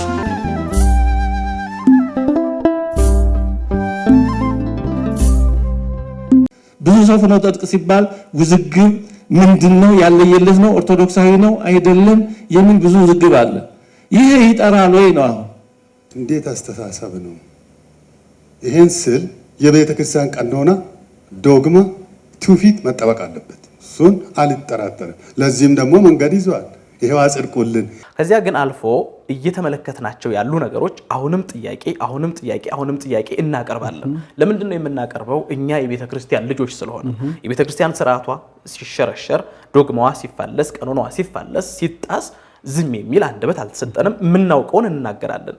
ቤተክርስቲያን ላይ በሚመጣው ነገር ከዚህ በኋላ በተለይ ከፍኖተ ጽድቅ ጋር ይሄ የምንፈራውን ነገር አለ አይደል? ከታድሶ እንቅስቃሴ ጋር ያልን አይደል? ይሄ ነገር ቢሳከለ የምናቸው ነገሮች የቀኖና ጥሰት፣ የዶግማ ጥሰት፣ ሌሎችም ጥሰቶች የሚመጡትን ተጠያቂዎች ይሄንን ነገር እያሰሩ ያሉ መምህራን ናቸው። ለምን እንጨቃጭቅበታለን? እነሱ ከተመለሱ ስላልተመለሱ እኮ ነው። ለምን መሰለህ? በአንደበት ኢየሱስ ስላለ በልብህ ግን አይሁድን ነው የምትሰብከው። ይሄ እንዳይሆን ነው እኛ እየሰራን ያለ ነው። የቤሳይቱን ቀኖና የቤሳይቱን ዶግማ ቀኖና ሁሉ ነገር ጠብቆ ይሄ ሚዲያ እኮ ቢሰራ እኮ እኛ እዛ ላይ ወተን ማንሰራበት እኮ ምንም ምክንያት የለም እኮ ማለት የግል ችግር የለብንም እኛ ልል ፈልጌ ነው። ግን አሁንም የምናያቸውን ስህተቶች ከመናገር ወደ ኋላ አንልም። ምንም ነገር አያቆመንም። እሱን እንደ ሚዲያ በቀደም ሄደናል፣ በደንብ ሄደናል። በሩቅ ሆነን የምንጠይቀው ጥያቄ አይኖርም። እዛው ሄደን ለመጠየቅ ሄደናል ቦታው ላይ። ቆም ብለን ግን ማሰብ አለብን። ስለዚህ እንዲቆሙና የሄዳችሁበት መንገድ ልክ አይደለም ለማለት የሄዱት አባቶች ተጠያቂ ይሆናል። እኛ ዝም ማለታችን ደግሞ ያን ነገር ደግፈንም እንዳይመስል ባለፈው አንድ ፕሮግራም ሰርተን ነበርና አሁንም ፕሮግራም መስራት ስለፈለግን የራሳችን ሀሳቦች መስጠት እንፈልጋለን። ስለዚህ ቤተክርስቲያኗ ካመነችበትና ጥፋት ከሌለበት ትክክለኛ የቤተክርስቲያን አካል ነው፣ ቤተክርስቲያን የሚያገለግል ነው ተብሎ ከታመነበት በይፋ መግለጫ ትስጥ። ከዚያ በኋላ እኛም ወደ ፍኖተ ጽድቅ ጣታችንን የምንቀስርበት የለም፣ የኛ ማጥያት ስላለብን ማለት ነው። ስለዚህ ቤተክርስቲያኗ ይሄንን ድርሻ ትውሰድ። ብዙ ሰው እየጮህ ያለው ብዙ ምናን እየተናገሩ ያሉት እኛም የምንናገረው ስህተት ስላየን ነው። ያጠፈው ምንድን ነው ብለን ያሰብነው አንደኛ ይሄን እዚህ ማድረስ ነበረብን፣ ቤተክርስቲያን አባቶች ጋር ማድረስ ነበረብን።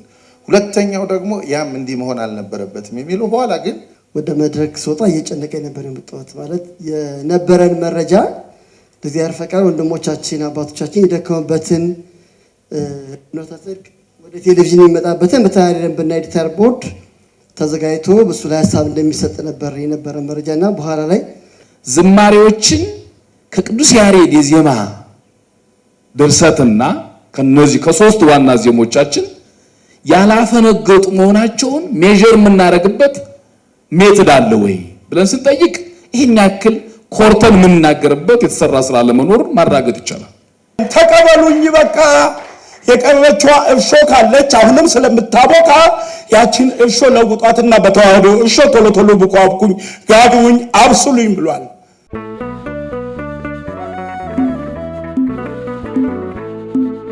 ትላንትና ፍኖተ ጽድቅን ስንናገር ለምን እናንተ ማናችሁ ሲሉ የነበሩ አካላት ዛሬ ታጋይ መስለው ፊት ለፊት ወጥተው ይቅርታ ተጠያቂዎች ሆነው ነበር። ይቅርታ ተጠያቂዎች ሆነዋል። እኔ ደስ ይለኛል፣ እሱ ችግር የለውም።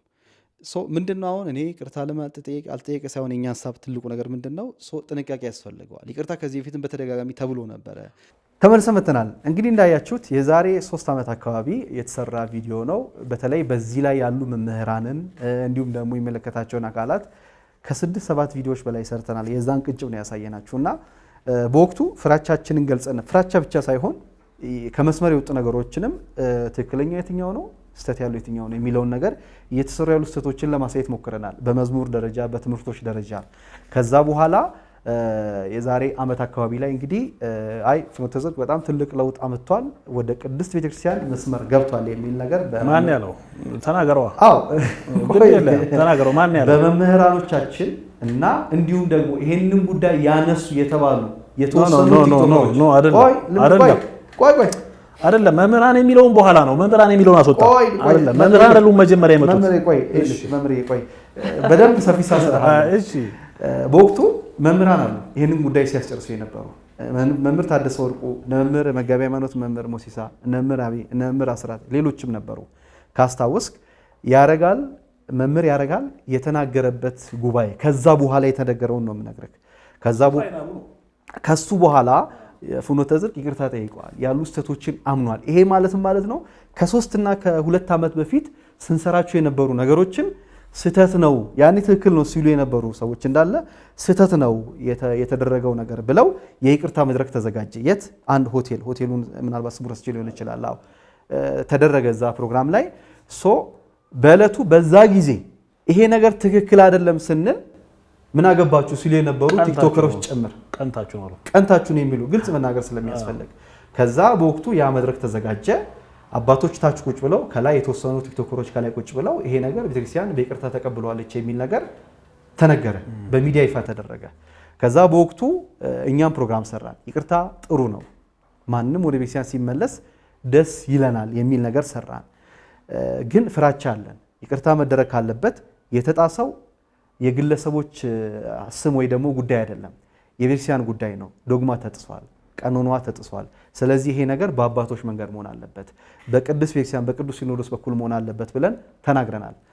በወቅቱ እነ መምህር ታደሰ ወርቁ አንድ መድረክ ላይ የተናገረው አንድ ሀሳብ ነበር። ዛሬ ይቅርታ ጠይቆ መጥቷል።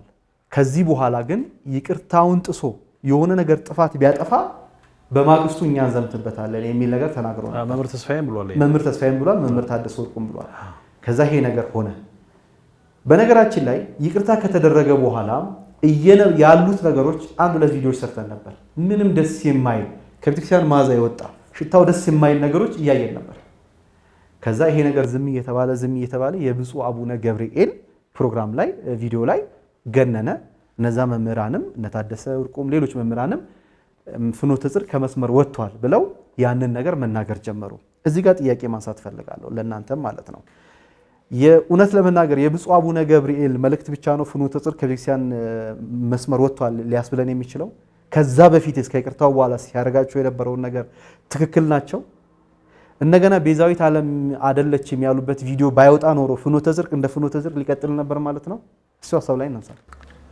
መልካም። እኔ መጀመሪያ ከነሳው ሀሳብ በተቃውሞ ነው መጀመሪያ። ምክንያቱም አንዳንድ ጊዜ ፊት ለፊት ነው መነጋገር ያለብን። ከማንም ጋር ጥላቻ የለንም። የቤተክርስቲያን ጉዳይ ነው ፊት ለፊት ያስወጣን። ሃይማኖት ደግሞ ከእናትህም ከአባትህም የምትለይበት ነው። በቅድሚያ ለእኔ ሊሆን የሚፈልግ እናቱና አባቱን የሚመርጥ ከሆነ ለእኔ ሊሆን አይገባም። ሁሉን ትታችሁ ተከተሉ ነው አይደል? ከዛ በማቴዎስ ወንጌል ምዕራፍ 10 ላይ እኮ በእኔ ምክንያት በሰላም ለማምጣት የመጣው አይምሰላችሁ፣ ልጅን ከእናት ምራትን ከአማት ልለያይን የመጣው ብሏል። ይሄ ምን ማለት ነው? ትርጓሜው አለው። ክርስቶስን ስትከተል ሌላው ሲቃወም ትለያያለህ ነው። አሁን እዚህ ጋር ጉዳዩ ፐርሰናል የሆነ ነገር ከማናቸውም ጋር የለንም። የቤተክርስቲያን ጉዳይ ነው። ያንተ ያነሳው መንገድ ትክክል ያልሆነው ምንድነው? ከመምህራኑ በፊት የጉዳዩ ባለቤት የሆኑት ቲክቶከሮች ናቸው። አዳም ላይ ያግዘኝ ይችላል።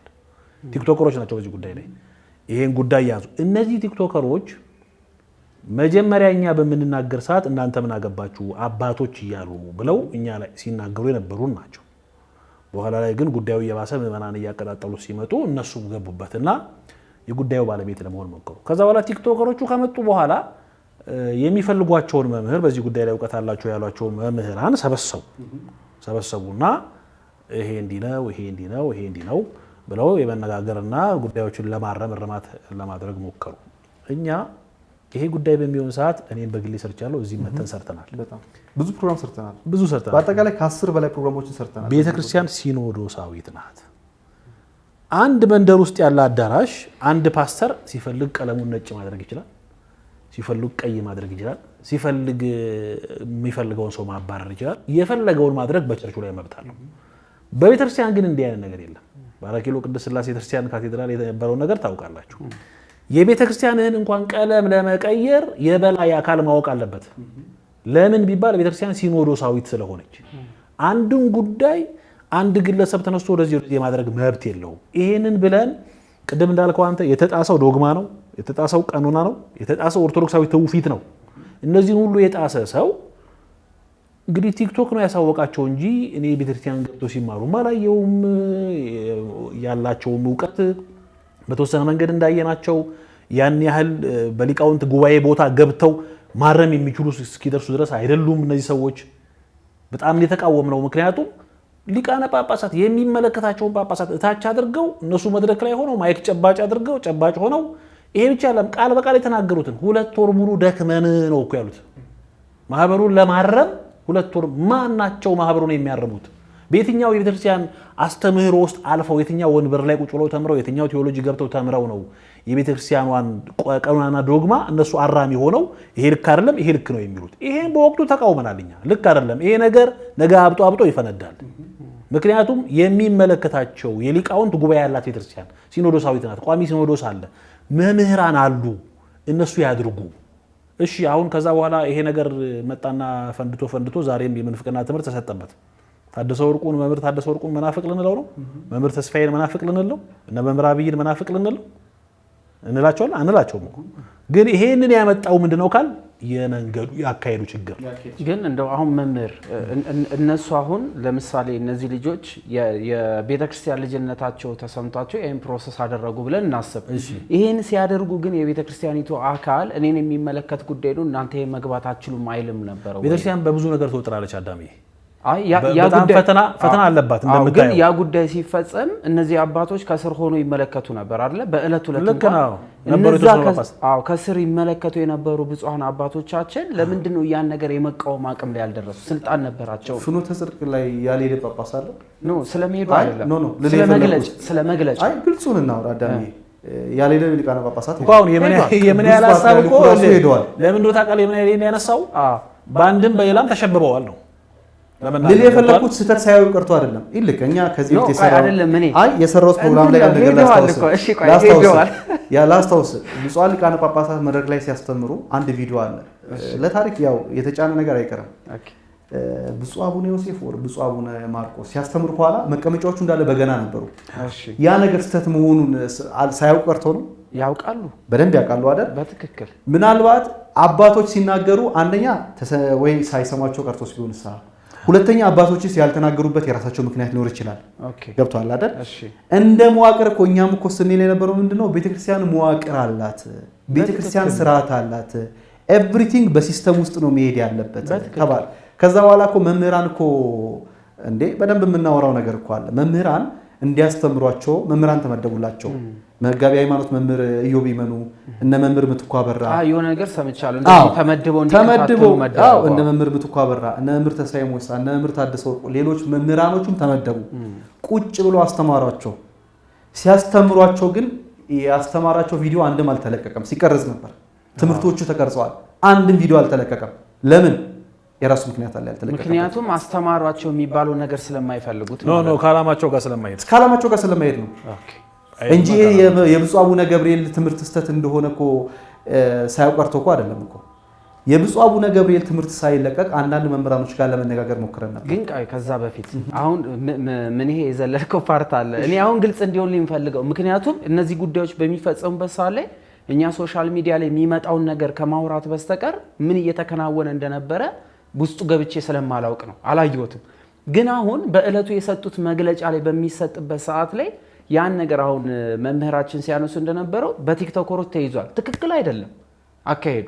ምክንያቱም አሁን መምህር እኮ ያነሱት የሊቃውንት ጉባኤ ያላት የሚናገርላት ክፍል አለ፣ ማረም የሚችለው ክፍል አለ። አሁን እየተከናወነ የነበረው ጉዳይ ያኔ ነበረ መሆን የነበረበት። አሁን ያለው አሁን እየሰማን ያለ ነው ትክክለኛው መንገዳ። ያ ሲከናወን ግን ቤተክርስቲያኒቷ ራሱ አታውቀውም ወይ ነው አሁን ጥያቄ። ይሄን ለመመለስ እኔ ልንገርህ። እሺ በወቅቱ ጉዳዩን ከጠቅላይ ቤተ ክህነት ካሉ ሰዎች ጋር በስልክም አውርቻለሁ። እኔ እሺ ይሄን ጉዳይ ታውቁታላችሁ ወይ ብዬ አያውቁትም። ያንን ስብሰባ ፐርሰናል ነው የጠሯቸው ጳጳሳቱ። ምንድነው ግን ፐርሰናል ሲጠሯቸው ብፁዕ አቡነ ዲዮስቆሮስ በረከታቸው ይደርብንና የማህበራት ህብረት ሊቀ ጳጳስ ስለሆኑ የማይጮና የትግራይ አካባቢ ያለ ትግራይ አካባቢ እዛ ሊቀ ጳጳስ ናቸው። የማህበራት ማደራጃ ደግሞ ማህበራት ህብረት ደግሞ ሰብሳቢ ናቸው። እንደዛ ስለሆኑ ከዚህ ኢንቴንሽን ነው በግል ይጠሯቸው የማህበራት ጉዳይ ነገር ስለሆነ በጣም ትክክል እኮ ነው አንተ ያነሳኸው ጉዳይ። የኛም ጥያቄ ነበር። ለምንድን ነው ተው ማይሏቸው? በወቅቱ ግን አላሏቸውም። ከምን አንፃር አላሏቸውም የሚለው እንግዲህ ምርምር ይፈልጋል። ካስታውስክ ምናልባት ማለት ነው ይሄንን ያው አንዳንድ ወንድሞች ዲታክ ላይ ያሉ ወንድሞችም ሲናገሩ ነበር። ይሄን ነገር እኛም እናገራለን እውነታው እንደዚህ ነው ምናምን የሚሉ ወንድሞች ሲናገሩ ነበር። እነ ቴዶም እነ የሆነ የሰማታ ልጅ ቪዲዮ ስላየው ነው ሁለቱን የምጠቅስልክ ያለውን ነገር ረፉ ብለና በተደጋጋሚ ብሎ ተናግረዋል። ካየክ በስተት ይሄንን መሳሪያዎች ይጠቀም ነበር ምናምን እያለ የሆነ ቪዲዮ ተለቆ ነበር። ካየክ ቲክቶከሮች ሙሉ ተሰብስበው ይሄንን ሙዚቃ መሳሪያ እንጠቀም ነበር እንደዚህ እንጠቀም ነበር ስህተት መሆኑን አላቀም ነበር እያለ አቶ ጸጋይ ሲያብራራ አንድ ቪዲዮ ተለቋል። አንድ ኢቨንት ኦርጋናይዘር አለ ቲክቶከሮቹን ሰበሰበ፣ የሚመለከታቸውን የሚዲያ እንትን ሰበሰበ። ጉዳዩን ያደረጉት ታስቦበት ስለሆነ እያጫጫ ያለው ሚዲያ ስለሆነ ሚዲያ ላይ ያሉ ሰዎችን ከያዝን ሌላው ዝም ይላል ብሎ ስለታሰበ በወቅቱ ሚዲያ ላይ ያሉ ሰዎችን ተሰበሰበ። 2 ወር የሚሆን 3 ወር ቁጭ ብሎ ተወያዩ። ከዛ በኋላ ይቅርታ መለሳለው አለ። ያ ነገር በይፋ ተገለጸ። እያልን ያለነው ይቅርታ መጠየቁ አይደለም፣ የተከደበት አካሄድ አግባብ አይደለም። ያኔም ተናግረናል። ስንናገር ምንድነው የተባለው? ጭራሽ ለኛ ቪዲዮ መልስ ነው ሌላ ሚዲያ ላይ ተሰራውና እንደው ፐርሰናል እንትኑ እናርገው እንጂ ይቀር ብቻ ያው ሚዲያ ላይ ስለሆነ ያለ ነው ማለት ነውና ምንድነው አሁንም የፍኖተ ጽድቅ ጉዳይ ብፁዕ አቡነ ገብርኤል ስለተናገሩ ሳይሆን ከዛ በፊትም በጣም ብዙ የምንፍቅና ጉዳዮች ነበሩበት። ዛሬ ላይ ፕሮቴስታንት ሆነው የሚያገለግሉ ልጆች እኮ እዛ ውስጥ ያገለግሉ ነበር አይደል? መድረክ ላይ ቤተክርስቲያን በውስጥ አገልግሎት የምታረጋቸውን አገልግሎት እኮ እዛ አዳራሽ ሲያደርጉበት ነበር እኮ። እዛ ሲያገለግሉ የነበሩ አግብተው በምን እንደወጡ እያየን ነው። ሶሻል ሚዲያ ላይ እንኳን ካለማፈር ሃይማኖታቸውን ይገልጹ ነበር። በጣም አሁንም እየጮሁ ያሉ ሰዎችን እያየናቸው ነው። ብፁዕ አቡነ ገብርኤል ሄዶ እዛ ቦታ ላይ ተናገሩ። ይሄ ነገር ህዝቡ አወቀ እንጂ ዛሬ አይደለም። ፍኖተ ጽድቅ ገና ኢትዮጵያ የሚለው መዝሙር ከመጫኑ በፊት ምናልባት አንድ ዘማሪ አዱኛን ጋብዘን እዚህ ስቱዲዮ ሙሉ ፍኖተ አበው ነበር በፊት ፍኖተ ጽድቅ። ከዛ በኋላ እነ ቃለ ዓዋዲን ሌሎችንም ሰፖርት ያደርግ የነበረ ማህበር ነው። ወደ ቤተክርስቲያን ልጅነት ተመለሰ። እሱ ቤተክርስቲያንን እያገዘ ነው። ጥሩ ነው። እኔ መምህር ያደርጋል ያለው ነገር አለ። ባለፈውም ብየዋለሁ። 100 ቤተክርስቲያን ሊያሰራ ይችላል። 100 ቤተክርስቲያን ስላሰራ ግን አንድ ነፍስ ቢያስት በዜሮ ነው የሚባዛው። ይህንን ቃል በቃል መምህር ያደርጋል ብሎታል። እኛም እንደግመዋለን። መምህር ያደርጋል እኮ እንዲያስተምር እንዲያስጠናቸው ወደ መስመር እንዲመጡ እኮ ተመድበው ነበር እኮ። ምንድነው ያለው ቃል በቃል መምህር ያደርጋል። ብዙ ሰዎች ስለ ያን ቪዲዮ ፍኖተ ጽድቅ አልገባኝም። ህዝቡ ላይ ትልቅ ጥያቄ ያለው ይሄ ማህበር ነው ወይስ ሚዲያ ነው? አዎ ብዙ ነገር ብለዋል መምህር ያደርጋል። እና መምህራኖቹም ዛሬ የተናገሩት መምህራን ምናልባት እንደው እናንተ ፈቃደኛ ከሆናችሁ በወቅቱ ተመድበውም እዛም ሄዶ ሲያገለግሉ የነበሩ መምህራን መጋቢ ምስጢር ብሩክ አሳመረ የቅዱስ ማርቆስ ስብከተ ወንጌል ኃላፊ አንድ የጻፉት ጽሑፍ አለ። እሱ ላይ አድርገን ከማህበራዊ ሚዲያ አኳያ በተለይ እኔ ተነስቼ ማህበራዊ ሚዲያ ላይ የሆነ ነገር ብናገር ነጠላ አድርጌ ኦርቶዶክሶች ያቸው ነው የሚባለው በደንብ ስላለበት ማለት የዚህ ጉዳይ ላይ ያው ተጠቂም ስለሆነ ማለት ነው። እሱ ላይ በደንብ እናነሳለን። ይሄን ነገር ለመምህራን የጻፈው እናንተ አልነበራችሁም ወይ የሚል ቶፒክ ነው። ይህ ፍኖተ ጽድቅ ለሚባለው ማህበር ከዚህ ቀደም ከሊቃነ ጳጳሳት ከቀሳውስት ከዲያቆናት ጋር እንዲሁም ከመምህራን ወንጌልና ከዘማሪያን ጋር ለመጀመሪያ ጊዜ መሄዳችንን ገልጸን ደግሞም የቀረቡበትን ምክንያት በትንሹም ቢሆን በዚህ ፌስቡክ ገጽ ገልጸናል። የሚያውቅ ያውቀዋል፣ የማያውቅ ደግሞ ወደኋላ ወደ ፌስ ተመልሶ መልከት ይችላል ይላል። ዛሬ ግን በተነሳው እሳት አገባ ላይ ፍኖተ ጽድቅ በቋሚ ሲኖዶስ የተሰጠውን እግድና የተለያዩ ክርስቲያን ልዩ ልዩ መመሪያዎች የሰጡትን ጊዜያዊ እግድ ተመለከቱ። ጥሩ ነው። በእርሱ ላይ ጥያቄ የለኝም። ነገር ግን ይህንን ተከትሎ የተለያዩ ግለሰቦች ቤተክርስቲያን ሰባኪያን ጨምሮ ስለ ፍኖተ ጽድቅ መናፍቅነት እና መጥፎነት በተለያዩ ሚዲያ ላይ ስትናገሩ ሰምቼ አዝኛለሁ። ምክንያቱም አንደኛ እናንተ አልነበራችሁ ወይ ተው እያልናችሁ አንደኛ አርፋችሁ ተቀመጡ አትሂዱ ሰውየው የሚለወጥ አይደለም ብንል የሚለወጥ አይደለም ስንላችሁ ምን ነበር ያላችሁን ብር ጠይቃችሁ ስለተከለከላችሁ ነው ስሙን አታጥፉ ትሉን ነበር ሁለተኛ ቅዱስ ፓትርያርኩ የተገኙለት ከፊት ፊት ግቢ አስጎብኚ መንገድ ጠራጊ አስተዋቂ ቃለ መጠይቅ መላሽ የነበራችሁ እናንተ አልነበራችሁም ሶስተኛ ካህናትና ምእመናን ፍኖተ ጽድቅን ማየት አንፈልግም እያሉ በአንድነት ሲነሱ እንዲህ ያደረጉ ያሉ የተወሰኑ ግለሰቦች ናቸው ሰውየው ፍጹም ኦርቶዶክሳዊ ነው ብላችሁ አሁን አስታርቀናል ብላችሁ ማስታወቂያ የሰራችሁለት እናንተ አልነበራችሁም በወቅቱም ምስክርነት በመስጠት ፍኖተ ጽድቅን ታማኝነት የሰበካችሁ እናንተ አልነበራችሁም አራተኛ ይቅርታ ጠየቀ ብላችሁ ደብዳቤ ያስገብቷል በማለት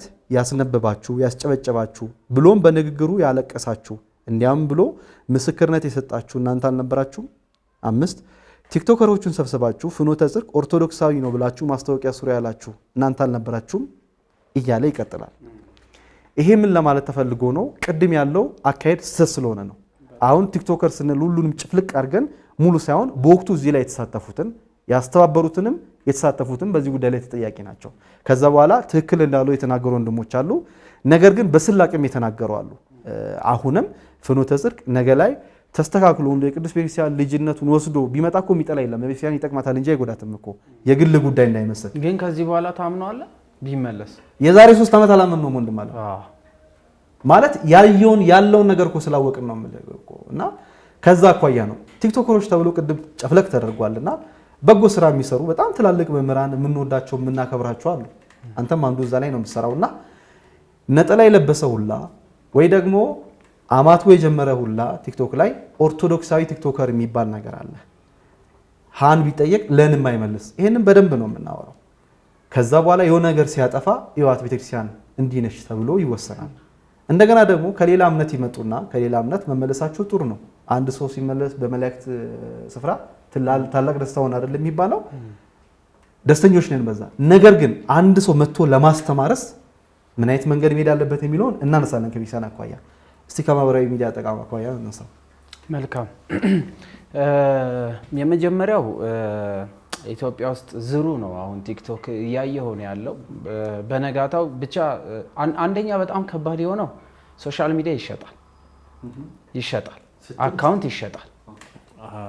አካውንት ይሸጣል ማለት ለምሳሌ ከፍ ያለ አካውንት ያለው ሰው ለሆነ ሰው አሁን የሆነ አገልግሎት ማገልገል ከፈለገ ሊገዛ ይችላል 200,000 300,000 ያለው ማለት ነው ሙሉ አካውንቱን ከሌላ ሰው ላይ ይገዛውና ወደ ራሱ ይገለብጣል ማለት ነው ስለዚህ ቀጥታ ይጀምራል ሲታይ በጣም ብዙ ተከታይ ያለው በዛው ንግግሩ ይቀጥላል ማለት ነው ይቀጥላል ማለት ሰዎች አክሴፕት ያደርጉሃል ብዙ ፎሎወር ሲኖር ተቀባይነት ከፍ ያለ ነው ፎሎ ያደረጉ በመተናገረው ንግግር መጀመሪያ የምትገባ ይህ ሰው ማን ነው ብለህ ነው ቼክ የምታደርገው ስታየው ብዙ ተከታይ ያለው ንግግሩን ታያለ የሚለቀውን ቪዲዮ ታያለ ቫይራል ሊወጣ ይችላል ስለዚህ ያ ሰው ሙሉ ዕውቀት ያለው ሰው ይመስላል የተማረ ኦርቶዶክሳዊ ሰው ነጠላም ልበስ መስቀልም ጨብጥ ምንም ማድርግ ገና በስመ አብ ብሎ ሲጀምር ኦርቶዶክስ ነው አይደለም ብለህ ትለየዋለህ ምክንያቱም በወልድ ብሎ የሚቀጥል አስተማሪ ካለ ቻው በቃ ወደቀ እኮ በስመ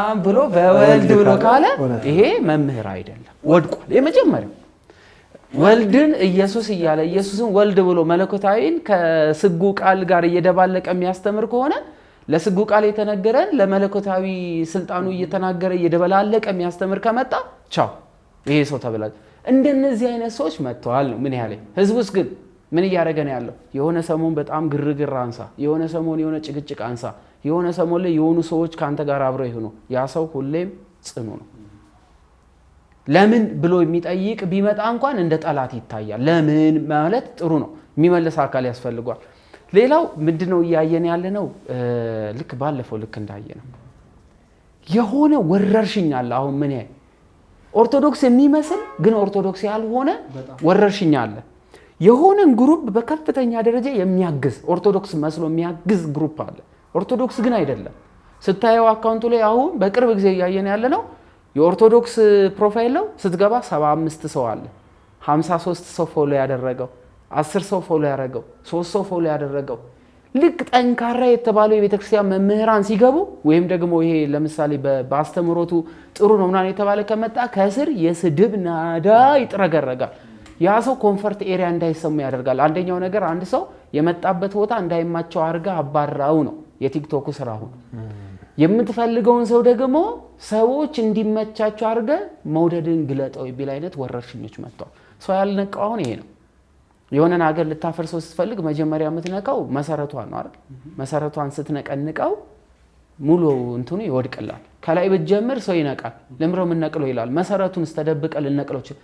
አሁን መሰረት ነው እየተነቃነቀ ያለው በቲክቶክ በል በዩቲዩብ በለው በምናምን። ግን እንደዛስ የሚናገሩ ሰዎች አሁን አንተ ባልከው መንገድ ተቃውሞ የሚሰሩ ሰዎችም አሉ። አሁን ባለፈው ከምኔ ጋርም ስንሰራ ብዙ የተቃወምኳቸው ጉዳዮች አሉ።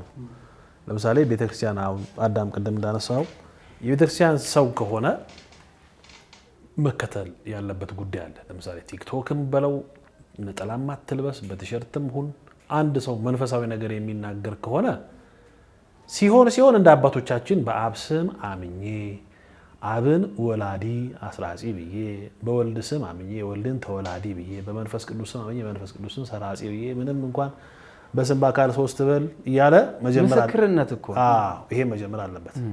እኔ አንድ ምሳሌ ልንገራችሁ። አንዲት ልጅ ምናልባት ሚዲያ ስለሆነ እንደው ጸያፍ ነገር አናሳያትም፣ ግን እንደው ሐሳቡን ነው በኢትዮጵያዊ ስነ ምግባር ባልሆነ የምትገለጥ አንድ ሴት ልጅ ነበረች።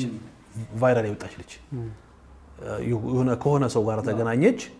ልክ እንዳልሆነች ያለችበትን አየች። ምንድን ያደረገችው?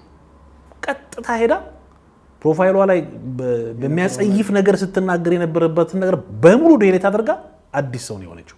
እግዚአብሔር ያጽናት። በዛው ነጠላ ለብሳ ነው የመጣችው። ፕሮቴስታንት የነበሩ ሰዎች ወደ ኦርቶዶክሳዊነት ሲመለሱ ያንን ታሪካቸውን ለምን አያጠፉትም? ለምን አሁን አንተ ያልከው ላጠነክር ነው። ገብቷል? ሌላ ዓላማ ይዘው የሚመጡ አሉ። ያን ማጥፋት ነበረባቸው። አንድ ሁለተኛ ብዙ ፎሎወርስ ያላቸው ስለነሱ ሲባል ድንግል ማርያምን የለወጠ ህዝብ የተከተላቸው ምንም ምን ወሻሸው እኮ አይደለም። እኛ ድንግል ማርያም እንዴት እኔ በማን ነው ለውጣት ድንግል ማርያም? እስቲ ንገረኝ። በማን ነው ለውጣት ድንግል ማርያም? ምክንያቱም ቤዛዊት ዓለም ነች፣ የድህነት መሰረት ነች። ውዳሴ ማርያም ማክሰኞ ነው የሚለው የድህነታችን መጀመሪያ የንጽህናችንን መሰረት ነው የሚለው ድንግል ማርያም። ስለዚህ ድንግል ማርያም ከአዳም ዕዳ በደል የነጻች የአዳምን ጥንተ አብሶ ያልደረሰባት ሰዎች እንዳይጠፉ ነቢየ እግዚአብሔር ኢሳያስ እንደተናገረ በኢሳያስ 1:9 ላይ እንደ ሰዶም እንዳንሆን እንደ ገሞራ እንዳንመስል እግዚአብሔር የሰራዊት ጌታ ዘር አስቀረልን ያላት ድንግል ማርያም፣ አባቶቻችን የማክሰኞ እርሻ ያሏት ድንግል ማርያም። ድንግል ማርያምን ኢትዮጵያውያን እንዴት እንደሚወዷት ይታወቃል። በዚህ ልክ ያለችን ድንግል ማርያምን ስለ አንድ ሰው የለወጠ ህዝብ እኮ ነው መምራችን እየተባለ እየተከተለ በዚህ ልክ የመጣ የሶሻል ሚዲያ ከዳዊት ዘርን ባያስቀርልን ኖሮ ታዲያ ከዳዊት አብራክ በመሰለን ጎመራን በመሆን ከዳዊት አብራክ ዘርን አስቀርልን ይላል። እንደገና ደግሞ የሰራዊት ጌታ እግዚአብሔር ዘርን ባያስቀርልን ኖሮ እንደ ሰዶም በሆን እንደ ገሞራን በመሰለን ይላል። ቤዛዊት ዓለም ከሩቅ አይተው ነቢያት ቅዱሳን የተሳለሟት ድንግል ማርያም ይቺን እናት ስለ አንድ ሰው ቀይሮ እከላያችን ሲል የነበረ ህዝብ ነው። ምንድነው ዓላማው ከጀርባ ያለው ነገር? ምክንያቱም ቅድም ባነሳሁት መሰረት ሰው እናትና አባቱን ይተዋል ስለ ሃይማኖቱ። ድንግል ማርያም እኮ በእኛ በኢትዮጵያ ኦርቶዶክስ ተዋሕዶ ቤተክርስቲያን እንደው 10 ሚሊዮን ጊዜ ታመልኳታላችሁ ይላል። አሁን ሰሞኑን በጋሻውም አንዳንድ ነገር እያለ አይቼዋለሁ። መትህተ ፈጣሪ መልዕልተ ፍጡራን 4 ነጥብ ወዴት እናስኬደዋለን? ይሄ በጣም ከፈጣሪ በታች ከፍጡራን በላይ ማን ነው ከሴት ወገን የአምላክ እናት የሆነ? ብዙ ቅዱሳን በመጽሐፍ ቅዱስ ውስጥ አሉ አይደል? ለምሳሌ ቅዱስ ዮሐንስን የወለደች ኤልሳቤጥ አለች። ሳሙኤልን የወለደች ሐና አለች። አቡነ ተክለ ሃይማኖትን የወለዱ እግዚአብሔር አሉ። እነዚህ ሴቶች እኮ ክርስቶስ አምላካቸው የሆነላቸውን ቅዱሳን ነው የወለዱት። ድንግል ማርያምስ አምላክን የወለደችው። ታዲያ ወዴት እናደርገው ይሄንን? ስለዚህ ድንግል ማርያምን በአንድ ግለሰብ የሚለውጥ መቼ ነው ኦርቶዶክሳውያን የምንለወጥ? መቼ ነው ለውጥ የሚመጣው? ምክንያቱም እዚህ ጋር በተቀመጠ ነገ በሚሞት በሚበሰብስ እንደ ስራው በሚጠየቅ ሰው ከዓለም በፊት አስቀድማ የተመረጠች ድንግል ማርያምን የሚቀይር ትውልድ ካለ ሃይማኖታችን ነገ ማጠያያቂ ነው። ስለዚህ እዚህ ላይ በደንብ በተለይ እናንተ ቲክቶከር ናችሁ። ምክንያቱም አዳም ይቅርታ ለመሰለ ብዙ ሰው ይከተላል። ቀደም እንደውም ጥያቄ ያለኝ ብላል በዛው ጠይቀው። ይሄ ነው ጥያቄ። ብዙ ሰው ይከተለዋል። ለምን መሰለ እኔ ወጣው ለምሳሌ ኦርቶዶክሳውያን እኔ ከቅናት እንዳታዩብኝ። እኔ ማንንም የፈለገ ሰው ቢከተለው እኔ ሰውን አለ ማመልከው እግዚአብሔርን ነው ማመልከው። ሰው እንዲከተለኝ ማለት ነው። የምንሰራውን ስራ እኮ ከብፁዕ አባታችን ከአቡነ መቃሪዎስ ጋራ በወታደር ታጅበን ሄደን ያስተማርበት ደብር አለ።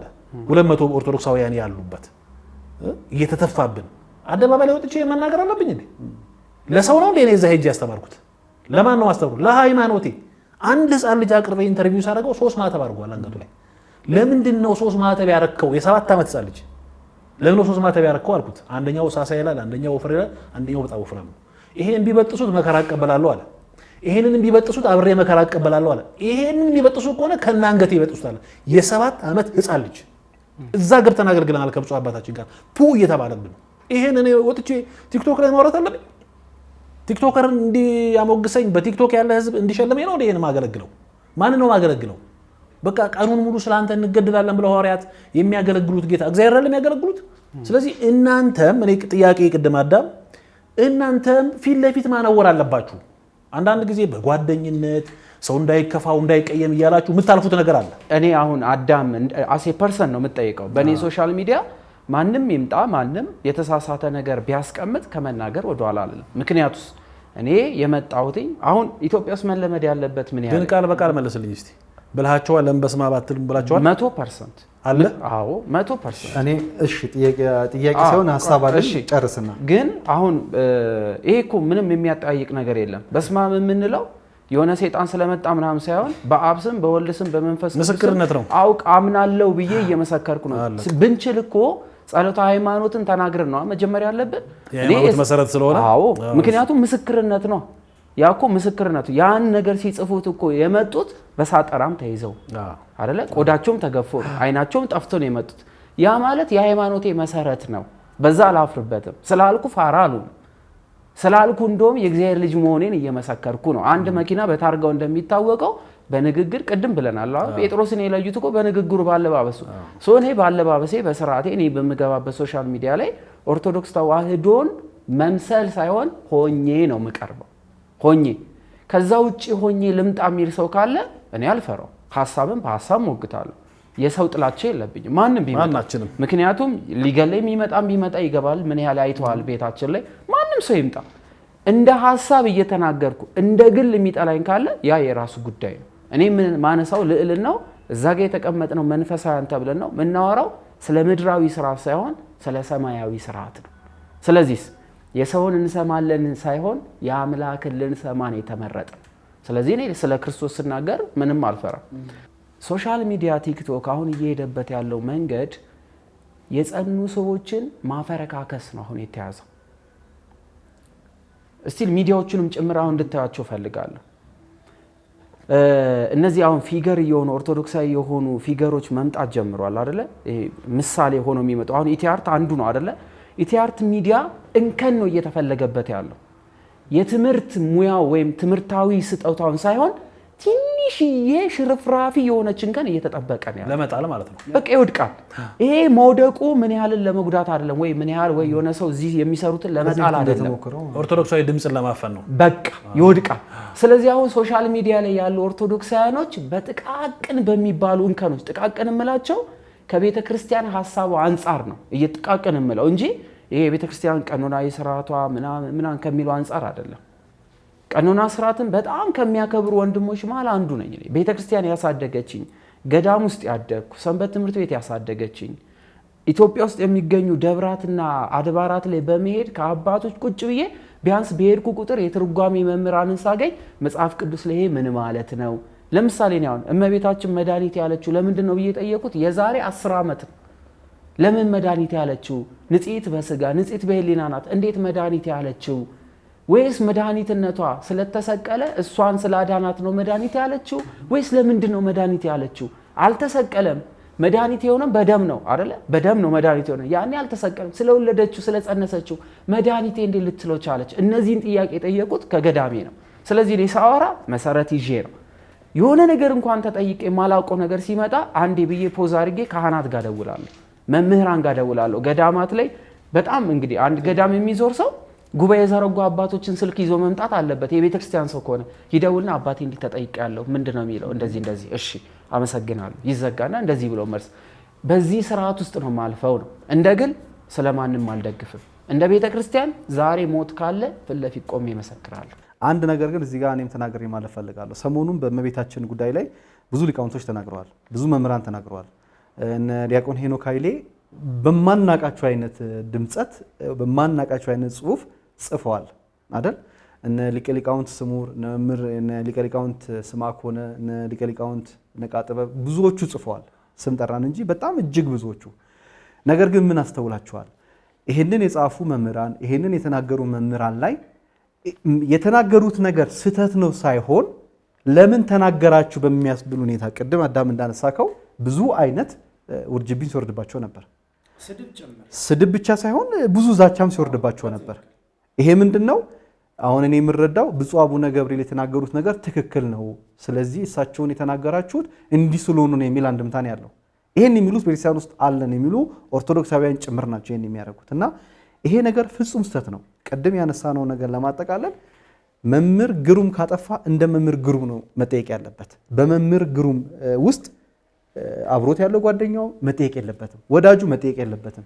ምን ያህል ሲያጠፋ እንደምን ያህል፣ አዳም ሲያጠፋ እንደ አዳም፣ ብፁዕ አቡነ ገብርኤልም ሲያጠፉ እንደ ብፁዕ አቡነ ገብርኤል ነው እንጂ ያሉበት ዘር ያሉበት ነገር ጉዳይ አይደለም። ይሄንን ደግሜ እላለሁ፣ ባለፈውም ስላልኩኝ ያንን ማህበረሰብ መናቅም ጭምር ነው። በነገራችን ላይ ለዛ ማህበረሰብ ክብር አለመስጠትም ጭምር ነውና ቲክቶክ ላይ ያለውም ነገርም ነጩን ነጭ ካልተባለ ነገ ቤተክርስቲያንም አሁንም ዋጋ እናስከፍላታለን። ዋጋ የምናስከፍላት አንድ ጊዜ ታስታውሳለህ፣ አንድ ሊቀ ጳጳስ ጋር ገብተን ሻሸመኔ ታስታውሳለህ። ምንድን ነው ያሉት? ትልቋን ቤተክርስቲያን እና አባ ጊዮርጊስ ዘጋስጫ ያስተማራትን እና አቡነ ተክለ ሃይማኖት ያስተማራትን ቤተክርስቲያን እኛ አውርደን እዚህ እጃችን ላይ ያስቀመጥን፣ በቃ ያለኛ የላትም። እንዲህ የሚሉ ሰዎች ተፈጥረዋል። በመጨረሻ ምናልባት ትላንት የተሰማው ነገር ምንድነው? ከዚህ በፊት በቅዱስ ሲኖዶስ እንግዲህ በጥቅምቱ ላይ ወደ ሀገር እንዳይገቡ የተደረጉ የነበሩ 3 ሊቃነ ጳጳሳት ትላንት ምሽት እንግዲህ በተለያዩ ሚዲያዎች እንዲሁም ደግሞ የመንግስት ኮሚኒኬሽን ሚኒስቴርም አንድ መግለጫ ወጥቷል። ያ ምንድነው? ብፁዕ አቡነ ያዕቆብ፣ ብፁዕ አቡነ ቴዎፍሎስ፣ ብፁዕ አቡነ ጴጥሮስ የቅዱስ ሲኖዶስ ዋና ጸሐፊ ወደ ሀገር እንዳይገቡ፣ በተለይ ብፁዕ አቡነ ጴጥሮስ ከኤርፖርት እንደተመለሱ እናስታውሳለን። እሳቸው ወደ ሀገር እንዲመለሱ ለሚቀጥለውም ለግንቦቱ ሲኖዶስ እንዲደርሱ መንግስት አስፈላጊውን ነገር እናደርጋለን ብሏል። ጥሩ ነው፣ ደስ ይላል። ለዚህ አይነት ነገር በጣም ደስ የሚያሰኝ ዜና ስለሆነ ያነሳ ነው። ምናልባት ቀጣይ ሳምንት ተመልሰን እንገናኛለን። ቅዳሜ ይሄ ፕሮግራም ዘወትር ይቀጥላል። በመጨረሻ የምታነሳው ሀሳብ ካለ ወይ ደግሞ ጥያቄም ካለ ወደ አንተም ወደ መምህርም አጠር ያለ ጥያቄ ሁለታችን ጠይቅ እንደተለመደው። መጀመሪያ መምህር ነው፣ ያው መምህር አውደ ምህረት ላይ ይቆማሉና እንግዲህ ዛሬ በጥያቄ ሲያጣ ችግር የለም። ስለዚህ መድረክ ላይ ይቆማሉና የባለፈውን ስብከት እርሶ ባሉበት መድረክ ላይ እያስተማሩ ቢሆኑ ማይክ ተቀብለው ስህተት ኖት ይላሉ? አዎ ግድ ነው። አይ እኮ ልክ አይደለም፣ ካስተምሮቷ ውጪ ነው። ስለዚህ ወዲያው እዛው ተቀብለው መልስ ይሰጡበታል። በጣም አሪፍ።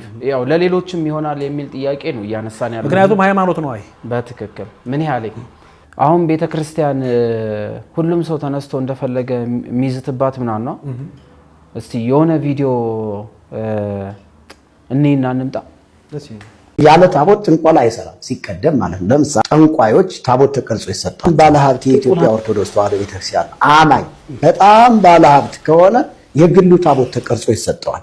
አጋንንትን ለመሳብ፣ አጋንንትን ለመጥራት፣ አጋንንትን ለመግዛት በታቦት ነው ቃል ኪዳን የሚያደርገው።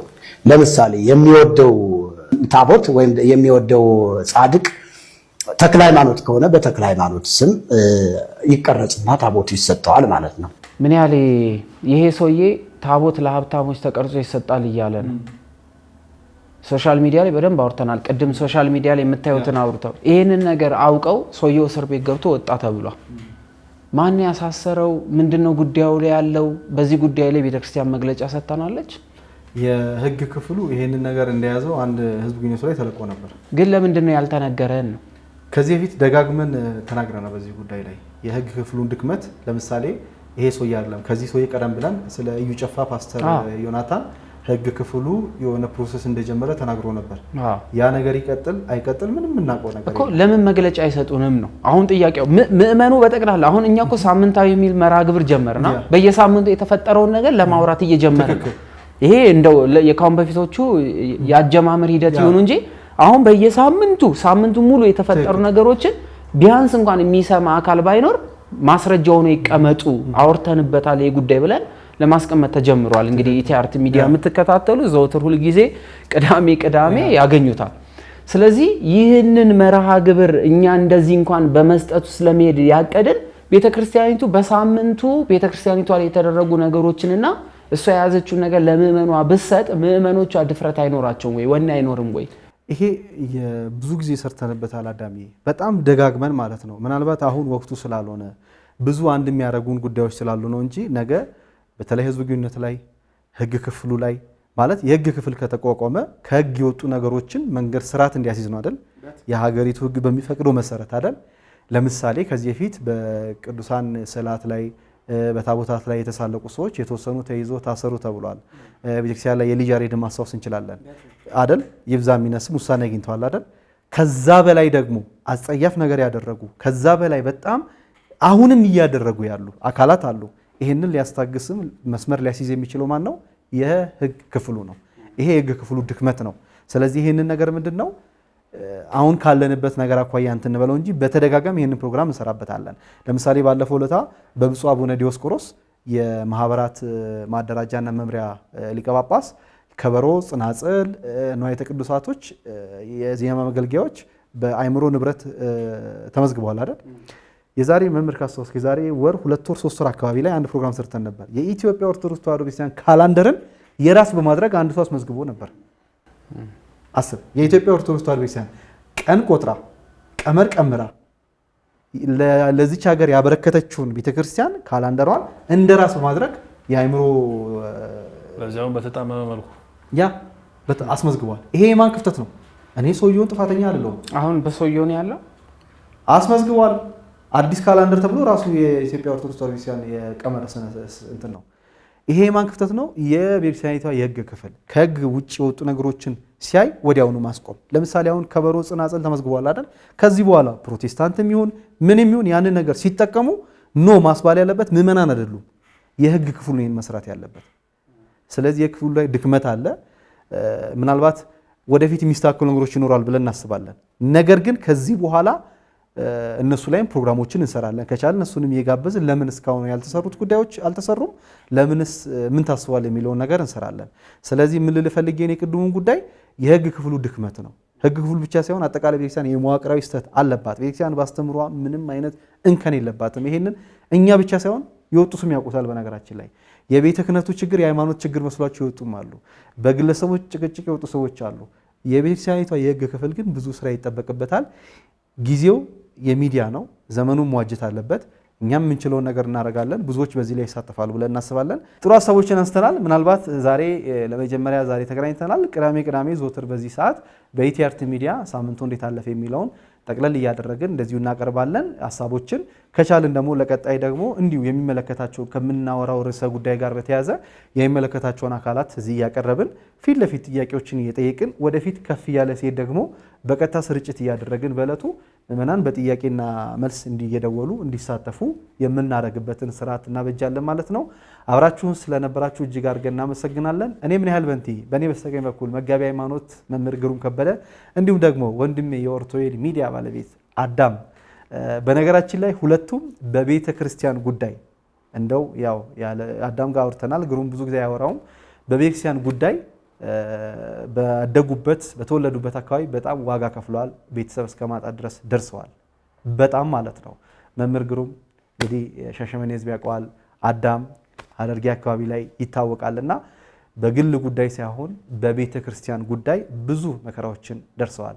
ወደዚህ ከመጣም በኋላ ደግሞ ወደ ሚዲያው ደግሞ አንድ ላይ በመሆን በተለይ ከመምህር ግሩም ጋር እንደው ለሚዲያ የማይሆኑ እንደው ይቅር ብለን ይዋል ያሳደርናቸው እጅግ በጣም ብዙ ፈተናዎች አሉ። ነገሮች አምረው ደምቀው ፊት ለፊት ሲታዩ ብዙ ችግሮች ከጀርባ አሏቸውና ነገር ግን ያው እኛ እግዚአብሔርን አስቀድመን የቅዱስ ቤተክርስቲያን አስተምሮ ከፊት ለፊት አስቀድመን ቅዱስ ቤተክርስቲያን ክብሯ ሲነካ አለን ብለን እስካሁን አለን፣ ወደፊትም እንኖራለን። እግዚአብሔር እድሜና ጤና እስከሰጠን ድረስ አብራችሁን ስለነበራችሁ እጅግ አድርገን እናመሰግናለን። ከመላው የኢቲአርቲ ሚዲያ ስቱዲዮ ባለሙያዎች ጋር ከእናንተ ጋር ነበርን። በቀጣይ ሳምንት እስከምንገናኝ ድረስ ሰላም።